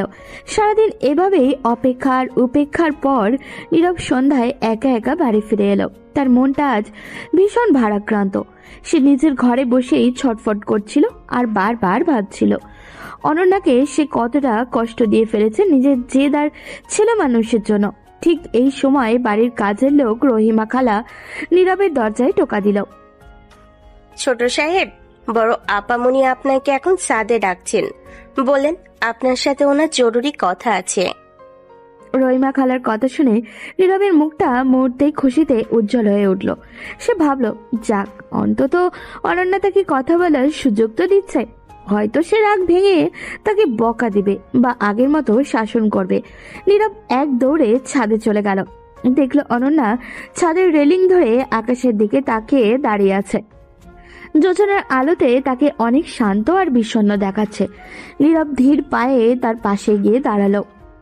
আমি জানতাম আপনি বেশিক্ষণ আমার উপর রাগ করে থাকতে পারবেন না। আমি জানি কাল আমি যা বলেছি তার কোনো ক্ষমা নেই, তবু আমি বলছি আমি আর কোনোদিন আপনাকে ওভাবে ছোট করব না। আপনি যেভাবে চান আমি সেভাবেই থাকবো। আমাকে ক্ষমা করে দিন। ক্ষমা তো আমি তোকে অনেক আগেই করে দিয়েছি নীরব। আসলে দোষটা তোর নয়, দোষটা আমার ছিল। আমি জোর করে তোকে আমার জীবনে টেনে এনেছিলাম। ভেবেছিলাম ক্ষমতার দাপট দিয়ে একসময় তোর মনটাও জয় করে নেব, কিন্তু কালকের ঘটনা আমাকে বুঝিয়ে দিয়েছে যে আমি ভুল ছিলাম। আমি তোকে অনেক বেশি সাফোকেশন দিয়ে ফেলেছি। এসব কি বলছেন আপনি? আপনি তো আমাকে ভালোবাসতেন, আমাকে আগলে রাখতেন। হ্যাঁ, আপনার প্রকাশের ধরনটা অন্যরকম ছিল, কিন্তু আমি তো এখন সেটা বুঝতে পারছি। আপনি প্লিজ আগের মতো হয়ে যান। আমাকে বিরক্ত করুন, আমার সাথে ঝগড়া করুন, তবুও এভাবে অচেনা হয়ে থাকবেন না। অনেক দেরি হয়ে গিয়েছে নীরব। তোর প্রতি আমার সেই মায়াটা কাল তোর কথার আঘাতে ভেঙে চুরমার হয়ে গেছে। আমি চাই না কেউ আমাকে লোভী বা গোল্ড ডিগার বলুক। আমি চাই না আমার জন্য তোর ক্যারিয়ার বা তোর সম্মান নষ্ট হোক। আমি অনেক ভেবে দেখলাম, তোকে মুক্তি দেওয়াটাই এখন আমার জন্য একমাত্র প্রায়শ্চিত্ত। মুক্তি মানে? আপনি কি বলতে চাইছেন আমি বুঝতে পারছি না। আপনি কেন বারবার মুক্তির কথা বলছেন? এই নে এই ফাইলটা, এখানে ডিভোর্স পেপার আছে। আমি অলরেডি সাইন করে দিয়েছি। কাল তুই এটা নিয়ে চলে যাবি। তোর বাবার ধারের সব টাকা আমি মওকুফ করে দিয়েছি। ওটা নিয়ে তোকে আর চিন্তা করতে হবে না। এখন তুই স্বাধীন। তুই যেমনটা চেয়েছিলি আমি তোকে আমার জীবন থেকে চিরতরে মুক্তি দিচ্ছি। অনন্যার কথাগুলো শুনে নীরবের পায়ের নিচ থেকে যেন মাটি সরে গেল।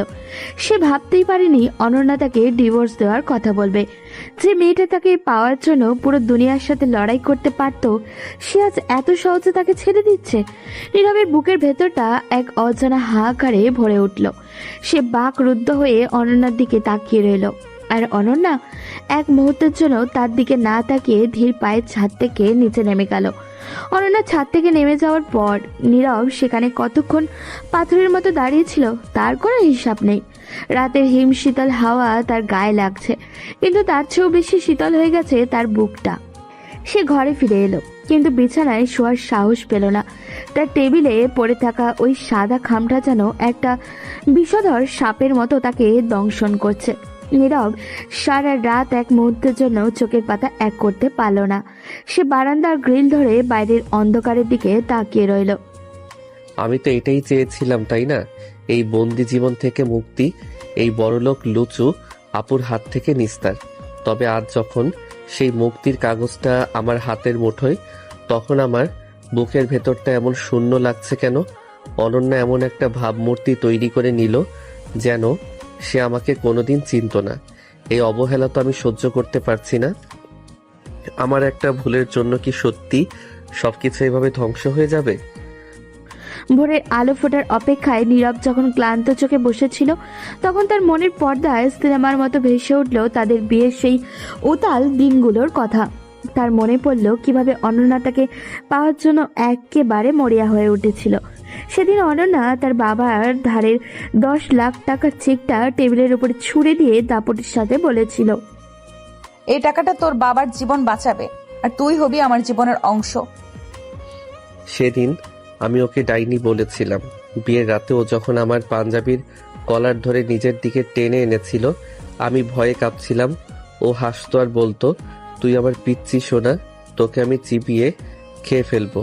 ওর সেই পাগলামি, সেই জোর করে নিজের পাশে বসিয়ে রাখা, সেই লুচুর স্বভাবের আড়ালে যে কতটা গভীর অধিকার বোধ ছিল, সেটা আমি আজ বুঝতে পারছি। ও তো আমাকে ছাড়া এক মুহূর্ত থাকতে পারতো না। নীরব ভাবল সেই দিনের কথা, যেদিন অনন্যা তাকে জোর করে মেহেদি পরিয়ে দিয়েছিল। সে বলেছিল নীরবের নখে ওর নামের প্রথম অক্ষর থাকতে হবে, যাতে ভার্সিটির সব মেয়ে বুঝতে পারে এই ছেলে বুকড। অনন্যা তাকে শাসন করত, বিরক্ত করত, কিন্তু কখনো তার অসম্মান সহ্য করেনি। আরমান আর সাইলা যখন তাকে ছোট করেছিল, অনন্যা নিঃশব্দে তাদের কেরিয়ার ধ্বংস করে দিয়েছিল শুধু নীরবের সম্মানের জন্য। অথচ সেই অনন্যাকেই কাল নীরব সবার সামনে বয়স্ক মহিলা আর ডাইনি বলে গালি দিল। আমি কতটা নীচ! ও আমার জন্য দুনিয়ার সাথে লড়েছে, আর আমি দুদিনের বন্ধু অয়নের কথা শুনে ওকে সবার সামনে নগ্ন করে দিলাম। ওর ভালোবাসাটাকে আমি সবার সামনে তামাশা বানিয়েছি। আজ অনন্যা আমার দিকে ফিরেও তাকাচ্ছে না, কারণ আমি ওর আত্মসম্মানে চরম আঘাত করেছি। ও দাপুটে হতে পারে, কিন্তু ওরও তো একটা মন আছে। আমি নিজের হাতে নিজের সুন্দর একটা ভবিষ্যৎ পুড়িয়ে দিয়েছি। সকাল হয়ে এলো। নীরব আয়নার সামনে গিয়ে দাঁড়ালো। তার লাল হয়ে থাকা চোখ আর বিধ্বস্ত চেহারা দেখেই নিজেকেই চিনতে পারছে না। সে বুঝতে পারলো অনন্যা তাকে ছেড়ে দিলে সে হয়তো স্বাধীন হবে, কিন্তু এই বিশাল পৃথিবীতে সে খুব একা হয়ে যাবে। অনন্যার ওই আদুরের শাসন আর পাগলামি ছাড়া তার জীবনটা এখন এক একটা মরুভূমি ছাড়া আর কিচ্ছু নয়। নীরব ঠিক করলো সেই ডিভোর্স পেপার ছিঁড়ে ফেলবে, কিন্তু তার আগে তাকে অনন্যার সেই জমে থাকা বরফ গলাতে হবে। তবে অনন্যা যেভাবে দেয়াল তুলে দিয়েছে, সেই দেয়ালে ভাঙা কি আদৌ সম্ভব? সকালে সূর্যের আলো নীরবের চোখে মুখে এসে পড়তেও তার মনে আজ ঘন অন্ধকার। রাতে এক মুহূর্তেও ঘুমাতে পারেনি ও। সকালে ফ্রেশ হয়ে সে যখন ড্রয়িং রুমে এলো, দেখলো অনন্যা ডাইনিং টেবিলে বসে কফি খাচ্ছে। তার হাতে সেই পরিচিত ল্যাপটপ, কিন্তু তার দৃষ্টিতে সেই আগের চপলতা নেই। নীরব অনেক সাহস সঞ্চয় করে অনন্যার সামনে গিয়ে দাঁড়ালো। তার গলা শুকিয়ে আসছিল, তবুও সে কথা বলার চেষ্টা করলো। অরুণা আপু, আপনি কি একবার আমার কথা শুনবেন? আমি কালকের ওই ফাইলটা নিয়ে কিছু বলতে চাই। আমি জানি আমি অপরাধ করেছি, কিন্তু আপনি কি আমাকে আর একটা সুযোগ দেবেন না? আমি বুঝতে পেরেছি আমি আপনার সাথে কতটা অন্যায় করেছি। অনন্যা কফির কাপটা শান্তভাবে টেবিলের ওপর রাখলো। সে একবারের জন্য নীরবের চোখের দিকে তাকালো না। সে যেন নীরবকে দেখতেই পাচ্ছে না। অনন্যা খুব ধীর স্থির ভাবে তার ল্যাপটপ বন্ধ করলো এবং ব্যাগ গুছিয়ে উঠে দাঁড়ালো। নীরব ওর হাত ধরতে চাইলেও অনন্যা খুব কৌশলে সরে গেল। আমার এখন অনেক তাড়া আছে। ইউনিভার্সিটিতে একটা সেমিনার আছে, সেখান থেকে সরাসরি অফিসে যেতে হবে।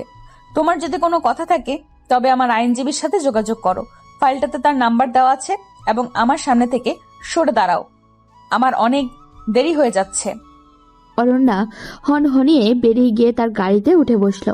নীরব মূর্তির মতো দাঁড়িয়ে রইল কিছুক্ষণ, কিন্তু পরক্ষণেই তার মনে হলো আজ যদি সে অনন্যাকে এভাবে যেতে দেয় তবে হয়তো সারা জীবনের জন্য সে তাকে হারিয়ে ফেলবে। নীরব আর একটা মুহূর্ত সময় নষ্ট করলো না। সে তার বাইকটা বের করে পাগলের মতো অনন্যার গাড়ির পিছনে নিল। শহরের জ্যাম আর রাস্তার সিগন্যাল পেরিয়ে সে যখন ইউনিভার্সিটিতে পৌঁছালো, দেখলো অনন্যা লাইব্রেরির সামনে সেই চত্বর দিয়ে হেঁটে যাচ্ছে যেখানে কাল নীরব তাকে অপমান করেছিল। সেখানে আজও অনেক ছাত্রছাত্রীর ভিড় করে আছে। অনন্যা আপু, দাঁড়ান। আপনি এভাবে আমাকে অবহেলা করে চলে যেতে পারেন না। আমি জানি আপনি আমাকে শাস্তি দিতে চাইছেন, কিন্তু এই নিঃশব্দতা আমি সহ্য করতে পারছি না। দয়া করে একবার আমার দিকে তাকান। অনন্যা থামলো না। সে তার গতি আরো বাড়িয়ে দিল। কালকের মতো আজও অয়ন আর তার বন্ধুরা সেখানে উপস্থিত ছিল। তার নীরবকে দেখে আবার টিস করতে শুরু করলো। অয়ন হাসতে হাসতে এগিয়ে এলো নীরবের দিকে। কিরে গোল্ডিগার, আজ আবার পিছু নিয়েছিস কেন? তোর দাপুটে আপু কি তোকে লাথি মেরে বের করে দিয়েছে? কাল তো খুব হিরো সেজেছিলি, আজকে না আবার ওনার পেছনে কুকুরের মতো ঘুরছিস? টাকা কি ফুরিয়ে গেল নাকি? নীরব অয়নের কথার কোনো উত্তর দিল না। তার সমস্ত মনোযোগ এখন শুধু অনন্যার দিকে। সে বুঝতে পারল কাল সে এই মানুষের সামনেই অনন্যাকে অপমান করেছিল, তাই আজ এদের সামনেই তাকে নিজের ভুল সংশোধন করতে হবে। নীরব দৌড়ে গিয়ে অনন্যার সামনে দাঁড়ালো এবং সবাইকে অবাক করে দিয়ে সরাসরি অনন্যার পা জড়িয়ে ধরে মাটিতে বসে পড়ল। পুরো চত্বর এক মুহূর্তের জন্য পিনপতন নীরবতা নেমে এলো। অয়নার তার বন্ধুরা থমকে গেল। অনন্যা নিজেও চমকে গিয়ে স্থির হয়ে দাঁড়িয়ে পড়ল। অনন্যা আপু, আমি জানি আমি অনেক বড় নীচ। আমি কাল সবার সামনে আপনার সম্মান ধুলোয় মিশিয়েছি। আমি আপনার ভালোবাসাকে চিনতে পারিনি। আপনি আমার বাবার জীবন বাঁচিয়েছেন, আমাকে আগলে রেখেছেন, আর আমি এক মুহূর্তের রাগে আপনার সব ঋণ অস্বীকার করেছি। আমি সবার সামনে আপনার কাছে হাত জোর করে ক্ষমা চাইছি। আপনি যা বলবেন আমি তাই করব, কিন্তু আমাকে ছেড়ে যাওয়ার কথা বলবেন না। আমি আপনার এই মায়ের খাঁচাতেই সারা জীবন বন্দি থাকতে চাই।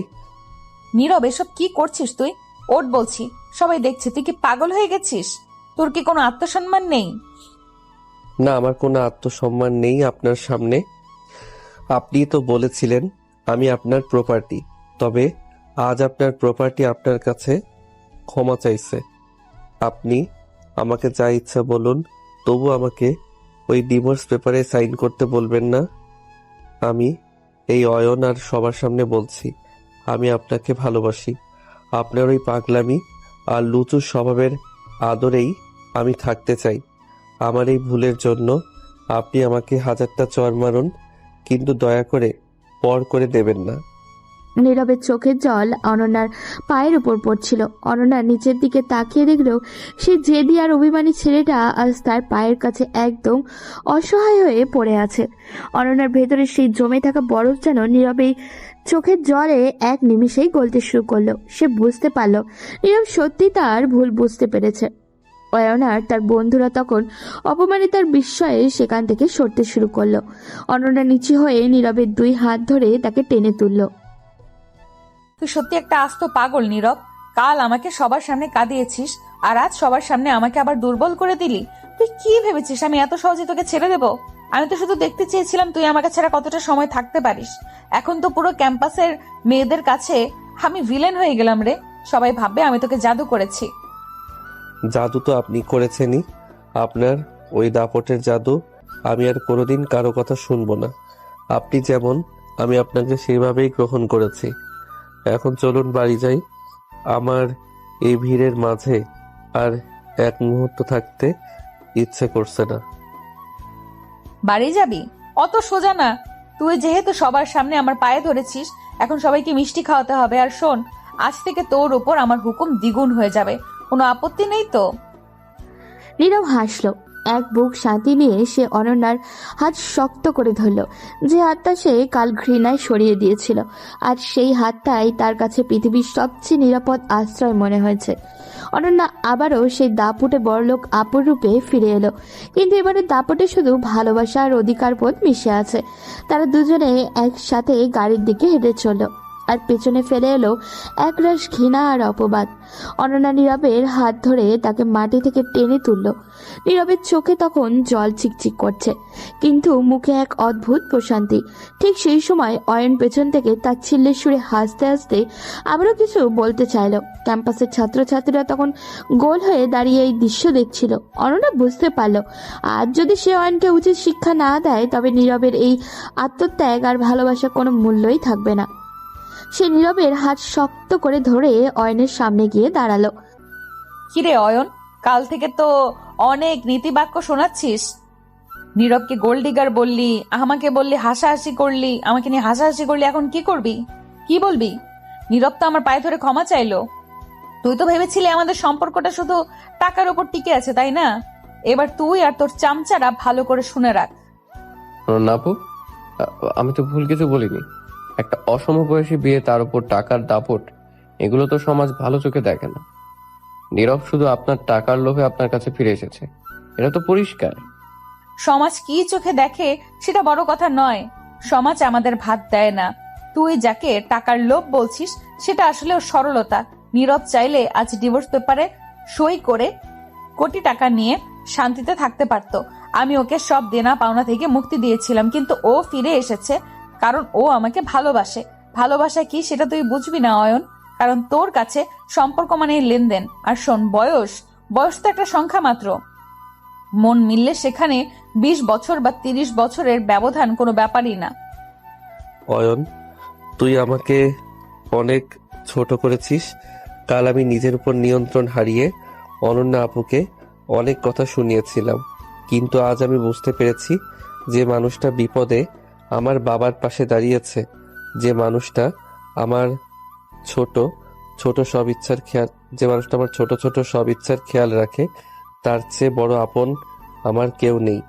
বড়লোক হলেই কি সে মানুষ হতে পারে না? বড়লোক বলে কি তার ভালোবাসাটা মিথ্যা হয়ে যায়? তুই আজ আমাদের অপমান করে আসলে নিজের নিচু মানসিকতাকে সবার সামনে তুলে ধরেছিস। নীরবের সাহসী কথাগুলো শুনে পুরো ক্যাম্পাস এক পিনপতন নীরবতাতে নেমে এলো। অয়ন কোনো উত্তর দিতে পারল না। সে মাথা নিচু করে দাঁড়িয়ে রইল। অনন্যা এবার ভিড়ের দিকে তাকিয়ে বেশ জোর গলায় সবার উদ্দেশ্যে বলতে শুরু করলো। আপনারা যারা ভাবছেন নীরব টাকার লোভে আমাকে বিয়ে করেছে, তারা ভুল ভাবছেন। আমি ওকে জোর করে নিজের জীবনে এনেছিলাম ঠিকই, কিন্তু ওর সততা আর মায়া দিয়ে আমাকে বদলে দিয়েছে। প্রেম বা ভালোবাসা কখনোই বয়স দেখে হয় না, ব্যাংক ব্যালেন্স দেখে হয় না। ভালোবাসা হয় দুটো মনের মিল থেকে। নীরব আজ প্রমাণ করে দিয়েছে যে ও এই সম্পর্কের প্রতি কতটা দায়িত্বশীল। এখন আপনাদের কারোর যদি কোনো আপত্তি থাকে তবে সামনাসামনি বলুন। আমাদের ভালোবাসা কোনো লুকোচুরির বিষয় নয়। অনন্যার তেজস্বী কথা আর নীরবের প্রতি তার অগাধ বিশ্বাস দেখে ক্যাম্পাসের সাধারণ ছাত্রছাত্রীরাও মুগ্ধ হয়ে গেল। হঠাৎই ভিড়ের মধ্যে থেকে একজন হাত তালি দিয়ে উঠল। দেখা দেখি পুরো চত্বর তালিতে মুখরিত হয়ে উঠল। জুনিয়র সিনিয়র সবাই এখন অনন্যা আর নীরবের সম্পর্কের গভীরতা বুঝতে পেরেছে। অনেক লজ্জায় আর অপমানে ভিড় ঠেলে সেখান থেকে দ্রুত পরে সরে পড়ল। সবার এই অভিনন্দন আর হাততালি যেন অনন্যা নীরবের অসমাপ্ত প্রেমকে এক পূর্ণতা দান করলো। কিরে পিচ্চি সোনা, এখন তো তুই হিরো হয়ে গেলি। দেখলি তো, সবাই আমাদের মেনে নিয়েছে। এখন তো আর আমাকে ডাইনি বা বুড়ি বলবি না তো? না আপু, আপনি তো আমার সে আদরে বড়লোক লুচু আপু, যে দাপট না দেখালে আমার ভাত হজম হয় না। আপনাকে ছাড়া আমি সত্যি অসম্পূর্ণ। চলুন এবার সবাই মিলে এই জয়টা সেলিব্রেট করি।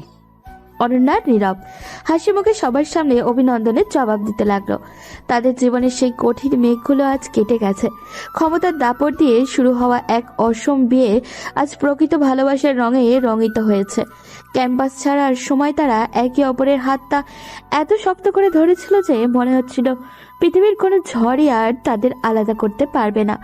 ভার্সিটির সেই উত্তাল ঘটনার পর অনন্যা আর নীরবের সম্পর্ক এক নতুন উচ্চতায় পৌঁছেছে। তাদের মধ্যে যে ভুল বোঝাবুঝি দেওয়াল ছিল তা চুরমার হয়ে গেছে। রাতে বাড়ি ফেরার পর অনন্যা আর নীরব দুজনেই যেন অনেক বেশি শান্ত। অনন্যার বাবা মা তাদের হাসিভরা মুখ দেখে স্বস্তির নিঃশ্বাস ফেললেন। ডিনার শেষ করে নীরব যখন নিজের রুমে যাচ্ছিল তখন অনন্যা পেছন থেকে ওর হাত ধরল। তার চোখের দৃষ্টি আজ এক অদ্ভুত মায়া আর গভীর অধিকারবোধ। আজ থেকে তুই আর পাশের রুমে থাকবি না নীরব। যে দূরত্ব আমরা নিজেরা তৈরি করেছিলাম আজ তা শেষ করার সময় এসেছে। আজ আমাদের নতুন করে পথ চলা শুরু হোক। যা ফ্রেশ হয়ে আমার ঘরে আয়, আমি তোর জন্য অপেক্ষা করছি। নীরব এক মুহূর্তের জন্য থমকে গেল। সে বুঝতে পারল অনন্যা আজ কেন হুকুম করছে না, বরং নিজের সমস্ত ভালোবাসা দিয়ে তাকে ডাকছে। কিছুক্ষণ পর নীরব অনন্যার রুমে ঢুকলো। ঘরটা খুব সুন্দর করে সাজানো, হালকা সুগন্ধি মোমবাতির ঘ্রাণে চারপাশটা কেমন জানি ম ম করছে। অনন্যা বারান্দায় দাঁড়িয়ে রাতের আকাশের দিকে তাকিয়েছিল। নীরব ধীর পায়ে গিয়ে তার দিকে ঠিক পেছনে দাঁড়ালো। অনন্যা ঘুরে তাকাতেই দেখলো নীরবের চোখে মুখে লজ্জার আভা। কি রে, এত লজ্জা পাচ্ছিস কেন? তুই কি ভুলে গেছিস যে তুই আমার বিবাহিত স্বামী? আজ আর কোনো দাপট নেই, আজ আর কোনো বড়লোক লুচু আপুর হুকুম নেই। আজ শুধু তুই আর আমি। তুই আমাকে ক্ষমা করেছিস তো নীরব? আমি তোকে অনেক কষ্ট দিয়েছি না? ক্ষমা তো আমার চাওয়ার কথা ছিল অনন্যা। আপনি আমাকে আগলে রেখেছেন আর আমি আপনার সেই ভালোবাসাটা বুঝতে পারিনি। আমি সত্যি খুব ভাগ্যবান যে আপনার মতো একজন জীবন সঙ্গিনী পেয়েছি। আপনি যেমন দাপুটে তেমন আপনার মনটা অনেক নরম। আজ থেকে আমি আর আপনার হাত কোনোদিন ছাড়বো না। অনন্যা মুচকি হেসে নীরবের কলারটা ধরে তাকে একটু নিজের কাছে টেনে নিল। সে তার হাতের আঙুল দিয়ে নীরবের চুলের ভাঁজে খেলা করতে লাগলো। নীরবের বুকটা ধক করে উঠল। অনন্যা তার খুব কাছে গিয়ে একদম নিচু স্বরে ফিস ফিস করে বলল, জানিস নীরব, আমি তোকে যখন প্রথম দেখেছিলাম তখনই ঠিক করেছিলাম তোকে আমি আমার করেই ছাড়বো। আমি জানতাম তুই হয়তো শুরুতে আমাকে গ্রহণ করতে পারবি না, কিন্তু আমি তোর ওই মায়ামাখা চোখ দুটো দেখে পাগল হয়ে গেছিলাম। আজ যখন তুই সবার সামনে আমার পা জড়িয়ে ধরলি তখন আমার মনে হয়েছে আমার পুরো পৃথিবীটা সার্থক হয়ে গেছে। আমি তো ভয় পেয়েছিলাম আপনি আমাকে সত্যিই ছেড়ে দেবেন। ওই ডিভোর্স পেপারটা দেখে আমার মনে হয়েছিল আমি নিঃস্ব হয়ে গেছি। আপনাকে ছাড়া আমার এক মুহূর্ত ভালো কাটেনি অনন্যা। আমি এখন বুঝতে পারছি আপনার ওই পাগলামিগুলোই আমার জীবনের সবচেয়ে বড় পাওয়া। অনন্যা তার কপাল নীরবের কপালের সাথে ঠেকালো। বাইরে ঝিঝি পোকার ডাক আর মৃদু বাতাসের শব্দ ছাড়া ঘরে আর কোনো শব্দ নেই। নীরব সাহস করে অনন্যাকে জড়িয়ে ধরল। অনন্যাও নীরবের বুকে মাথা রাখলো। তাদের দুজনের নিঃশ্বাসের শব্দ যেন এক অন্যরকম ছন্দ তৈরি করলো। সেই রাতে কোনো জেদ ছিল না, কোনো অহংকারও ছিল না, ছিল কেবল একে অপরের প্রতি অগাধ বিশ্বাস আর ভালোবাসা। শোন পিচ্চি সোনা, আজ থেকে তুই শুধু আমার। কাল থেকে যদি তোকে কোনো মেয়ে ডিস্টার্ব করে তবে কিন্তু সরাসরি তাকে গিয়ে ধমক দেব। তুই কিন্তু তখন রাগ করতে পারবি না। আপনি কি কোনোদিন পাল্টাবেন না? সে একই রয়ে গেলেন। তবে হ্যাঁ, আপনার এই রূপটাই আমার সবচেয়ে প্রিয়। আমি আজীবন আপনার এই আদরে শাসন মেনে নিতে রাজি। অনন্যা নীরবের গালে একটা গভীর চুমু খেলো। চাঁদের আলো বারান্দা দিয়ে ছুঁয়ে ছুঁয়ে তাদের উপরে পড়ছে। রাতের নিস্তব্ধতা যেন আজ এক মায়াবী চাদরে মুড়িয়ে দিয়েছে অনন্যার ঘরটিকে। হালকা নীলচে আলোর আবহে চারপাশটা অন্যরকম এক রহস্যময়তায় ঘেরা। জানলার পর্দাগুলো দক্ষিণা বাতাসে আলতো করে দুলছে, আর ঘরের ভিতরে ছড়িয়ে পড়ছে দামি পারফিউম আর রজনীগন্ধার মিশ্র এক সুগন্ধ। নীরব অনন্যার বিছানায় বসেছিল। তার হৃদস্পন্দন আজ স্বাভাবিকের থেকে অনেক বেশি। অনন্যার ড্রেসিং টেবিলের সামনে দাঁড়িয়ে তার গলার ভারী নেকলেসটা খুলছিল। আয়নায় সে অপলক দৃষ্টিতে নীরবের লজ্জিত মুখটা দেখছিল। কিরে নীরব, তুই কি এখনো ভয় পাচ্ছিস? তোর মুখটা দেখে মনে হচ্ছে তুই বুঝি কোনো বাঘের খাঁচায় ঢুকে পড়েছিস। আমি কি তোকে আজ সত্যি চিবিয়ে খেয়ে ফেলবো ভেবেছিস? আজ তো আমি তোকে কোনো হুকুম দেইনি, আজ তো তোকে আমি ভালোবেসে এই ঘরে রেখেছি। তবুও তোর এত জড়তা কেন? আজ কি আমাদের মধ্যে কোনো আড়াল থাকা উচিত? ভয় নয় অনন্যা, আসলে একটা অজানা অনুভূতি কাজ করছে। আমি কোনোদিন ভাবিনি আমাদের সম্পর্কটা এই পর্যায়ে আসবে।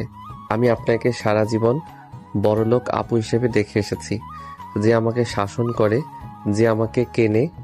কিন্তু আজকের এই মুহূর্তটা একদম আলাদা। আজ আপনি আমার কাছে শুধুই আমার স্ত্রী। আপনার এই রূপের সামনে আমি নিজেকে খুব অসহায় আর ছোট অনুভব করছি। আপনি এত সুন্দরী যে আমি আপনার দিকে চোখ তুলে তাকাতে পারছি না। অনন্যা ঘুরে দাঁড়িয়ে ধীর পায়ে নীরবের দিকে এগিয়ে গেল। তাই রেশমি চুরির ঘ্রাণ নীরবে নাকে এসে লাগছে। অনন্যা নীরবের খুব কাছে এসে বসলো। সে নীরবের একটা হাত নিয়ে নিজের গালের উপরে রাখলো। নীরবের আঙুলগুলো কাঁপছিল। অনন্যার চোখ বন্ধ করে সেই স্পর্শগুলো অনুভব করতে লাগলো। নীরবের মনে হলো সে যেন এক অগ্নিকুণ্ডের পাশে বসে আছে, যার উত্তাপ তাকে ক্রমশ গলিয়ে দিচ্ছে। পাগল একটা। সৌন্দর্যের দাপট দিয়ে অনেককে ঘায়েল করা যায়, কিন্তু আমি চেয়েছিলাম তোর ভালোবাসা দিয়ে নিজেকে সিক্ত করতে। তুই যখন সবার সামনে আমার পা জড়িয়ে ধরেছিলি, তখন আমার মনে হয়েছিল আমার এই রূপ, এই টাকা, এই অহংকার সব তুচ্ছ। তুই আজ আমার সব দাপট কেড়ে নিয়েছিস নীরব। এখন আমি তোর সামনে এক সাধারণ নারী, যে শুধু তোর একটু ছোঁয়া পাওয়ার জন্য আকুল হয়ে আছে। তুই কি আমাকে একবারও ছুঁয়ে দেখবি না? আমি আপনাকে অনেক কষ্ট দিয়েছি, আপনার সম্মান নিয়ে কথা বলেছি। আমি কি সত্যি আপনার এই ভালোবাসার যোগ্য? আপনি এত বড় মনের মানুষ যে আমার সব অপরাধ এক নিমিষে ভুলে গেলেন। আমি যখন আপনার খুব কাছে আসি, তখন আমার মনে হয় আমি কোনো স্বপ্নে আছি। আপনার এই সান্নিধ্য আমার জন্য এক পরম পাওয়া। আমি কথা দিচ্ছি, আজ থেকে আমি আপনার প্রতিটি নিঃশ্বাসের খবর রাখব। আপনার প্রতিটি হুকুম আমি মাথা পেতে নেব, কিন্তু সেই হুকুম হতে হবে ভালোবাসার।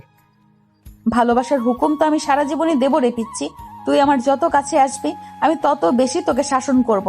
তবে সেই শাসন হবে আদরের। আজ এই রাতে আমাদের মাঝে আর কোনো দেওয়াল নেই। তুই আমার বাহুবন্দী হয়ে থাকবি সারা রাত। আমি চাই আজ আমাদের হৃদস্পন্দন যেন এক হয়ে যায়। তোর হাতগুলো কেন এখনো কাঁপছে? আমার দিকে তাকা নীরব। তোর ওই চোখে আমি আমার নিজের প্রতিচ্ছবি দেখতে চাই।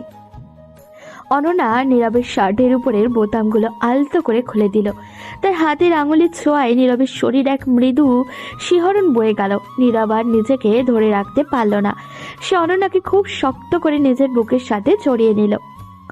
অনন্যা তার দুই হাতে নীরবের ঘাড়ের উপর দিয়ে জড়িয়ে নিয়ে তার বুকে মুখ লুকালো। তাদের দুজনের নিঃশ্বাসের গতি ক্রমশ বাড়তে লাগলো। নীরব অনন্যার চিবুক ধরে তার মুখটা একটু উছিয়ে ধরল। আমাকে এভাবে দেখিস না নীরব, আমার খুব লজ্জা লাগছে।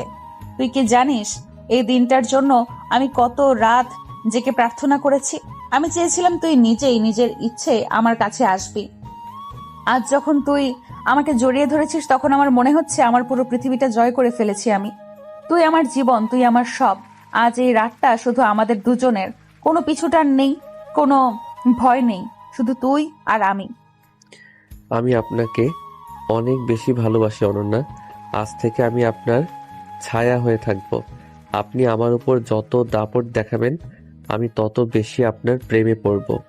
আপনার এই ঘনিষ্ঠতা আমাকে অন্য এক জগতে নিয়ে যাচ্ছে, যেখানে শুধু সুখ আর সুখ। আমি কোনোদিন আপনাকে চোখের আড়াল হতে দেব না। আপনি আমার সেই বড়লোক লুচু আপু, যে আমার হৃদয়ের একমাত্র মালকিন। নীরব অনন্যার কপালে একটা গভীর দীর্ঘ চুমু খেলো। এরপর সে তার ঠোঁট দুটো অনন্যার কানের কাছে নিয়ে গিয়ে ফিস ফিস করে কিছু একটা বলল, যা শুনে অনন্যা লজ্জায় লাল হয়ে গেল। নীরব অনন্যাকে পাজ্জা কোলে করে কোলে তুলে নিয়ে এবং ধীরে ধীরে বিছানায় শুইয়ে দিল। ঘরের আলোটা আরো কমিয়ে দিয়ে সে অনন্যার পাশে এসে বসল। তাদের দুজনের দীর্ঘ প্রতীক্ষিত এই মিলনের রাতটি যেন সময়ের চাকা থামিয়ে দিল। একে অপরের আলিঙ্গনে নিবিড় ঘনিষ্ঠতায় তারা দুজনে হারিয়ে গেল এক অন্য ভুবনে। এইভাবেই থাকিস সারা জীবন, আমাকে ছেড়ে কোথাও যাস না।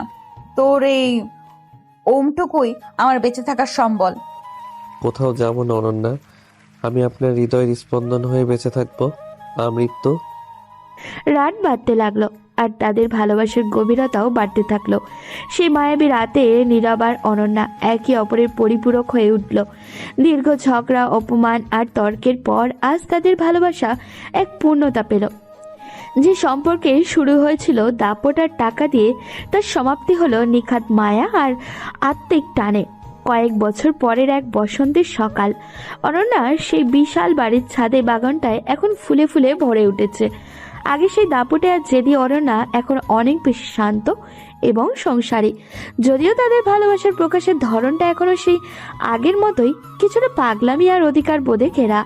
নীরব এখন শুধু একজন ছাত্র নয়, সে তার পড়াশোনা শেষ করে অনন্যার ব্যবসার হাল ধরেছে এবং নিজের মেধা দিয়ে কোম্পানিকে আরো উঁচুতে নিয়ে গেছে। অনন্যা আজ ড্রয়িং রুমে বসে কফি খাচ্ছে আর নীরবের ফেরার অপেক্ষা করছে। এমন সময় নীরব দরজায় বেল দিল। এই যে মিস্টার বিজনেস টাইকুন, আজ ফিরতে এত দেরি কেন? তুই কি ভুলে গেছিস আজ আমাদের বিশেষ একটা দিন? অফিসের কাজ কি তোর বউয়ের চেয়েও বেশি দামি হয়ে গেল? আমি কিন্তু 1 ঘন্টা ধরে এই সোফায় বসে আছি। তোর শাস্তি হওয়া উচিত, আর সেই শাস্তি আমি নিজে ঠিক করব। ক্ষমা করবেন ম্যাডাম, আজ নতুন প্রজেক্টের মিটিং ছিল, তাই একটু দেরি হয়ে গেল।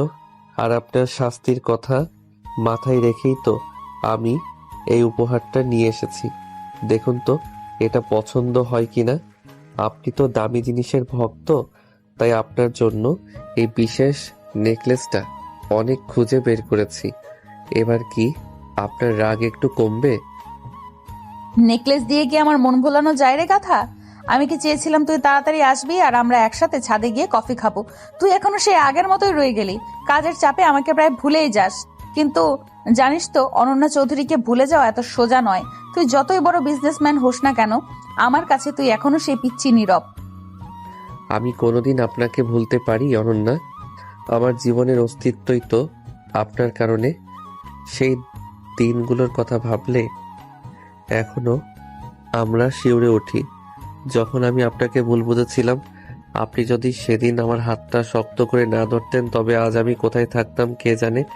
আপনি আমাকে শুধু টাকা বা আশ্রয় দেননি, আপনি আমাকে একটা পরিচয় দিয়েছেন। আপনি আমার সেই বড়লোক লুচু আপু, যে দাপট না দেখালে আমার দিনটাই শুরু হয় না। অনন্যা মুচকি হাসলো এবং নীরবের কলার ধরে তাকে নিজের খুব কাছে টেনে আনলো। তার চোখে এখন জয়ের আনন্দ নয়, বরং এক গভীর কৃতজ্ঞতার ছাপ। অনন্যা আর নীরবের এই পথ চলাটা সহজ ছিল না। সমাজ, বয়স আর মর্যাদার যে দেওয়াল ছিল তা তারা দুজনে মিলে জয় করেছে। অনন্যা নীরবের কপালে নিজের হাত রেখে পরম মমতায় আদর করে দিল। নীরব, মানুষ বলতো টাকা দিয়ে ভালোবাসা কেনা যায় না, কিন্তু আমি বলি টাকা দিয়ে হয়তো মন জয় করা যায় না, তবে ভালোবাসা আগলে রাখার জন্য যে শক্তি প্রয়োজন সেটা আমি তোর কাছ থেকে শিখেছি। তুই আমার জীবনের সবচেয়ে সুন্দর ভুল ছিলি, যেটা পরে আমার জীবনের শ্রেষ্ঠ প্রাপ্তি হয়ে দাঁড়িয়েছে। তুই কি কখনো ভেবেছিস আমাদের গল্পটা এইভাবে হ্যাপি এন্ডিং হবে? আমি সবসময় বিশ্বাস করতাম যে আপনার মনের ভেতরে যে মানুষটা আছে সে খুব পবিত্র। আপনি দাপট দেখাতেন কারণ আপনি আমাকে হারানোর ভয় পেতেন। আজ আর সেই ভয় নেই অনন্যা।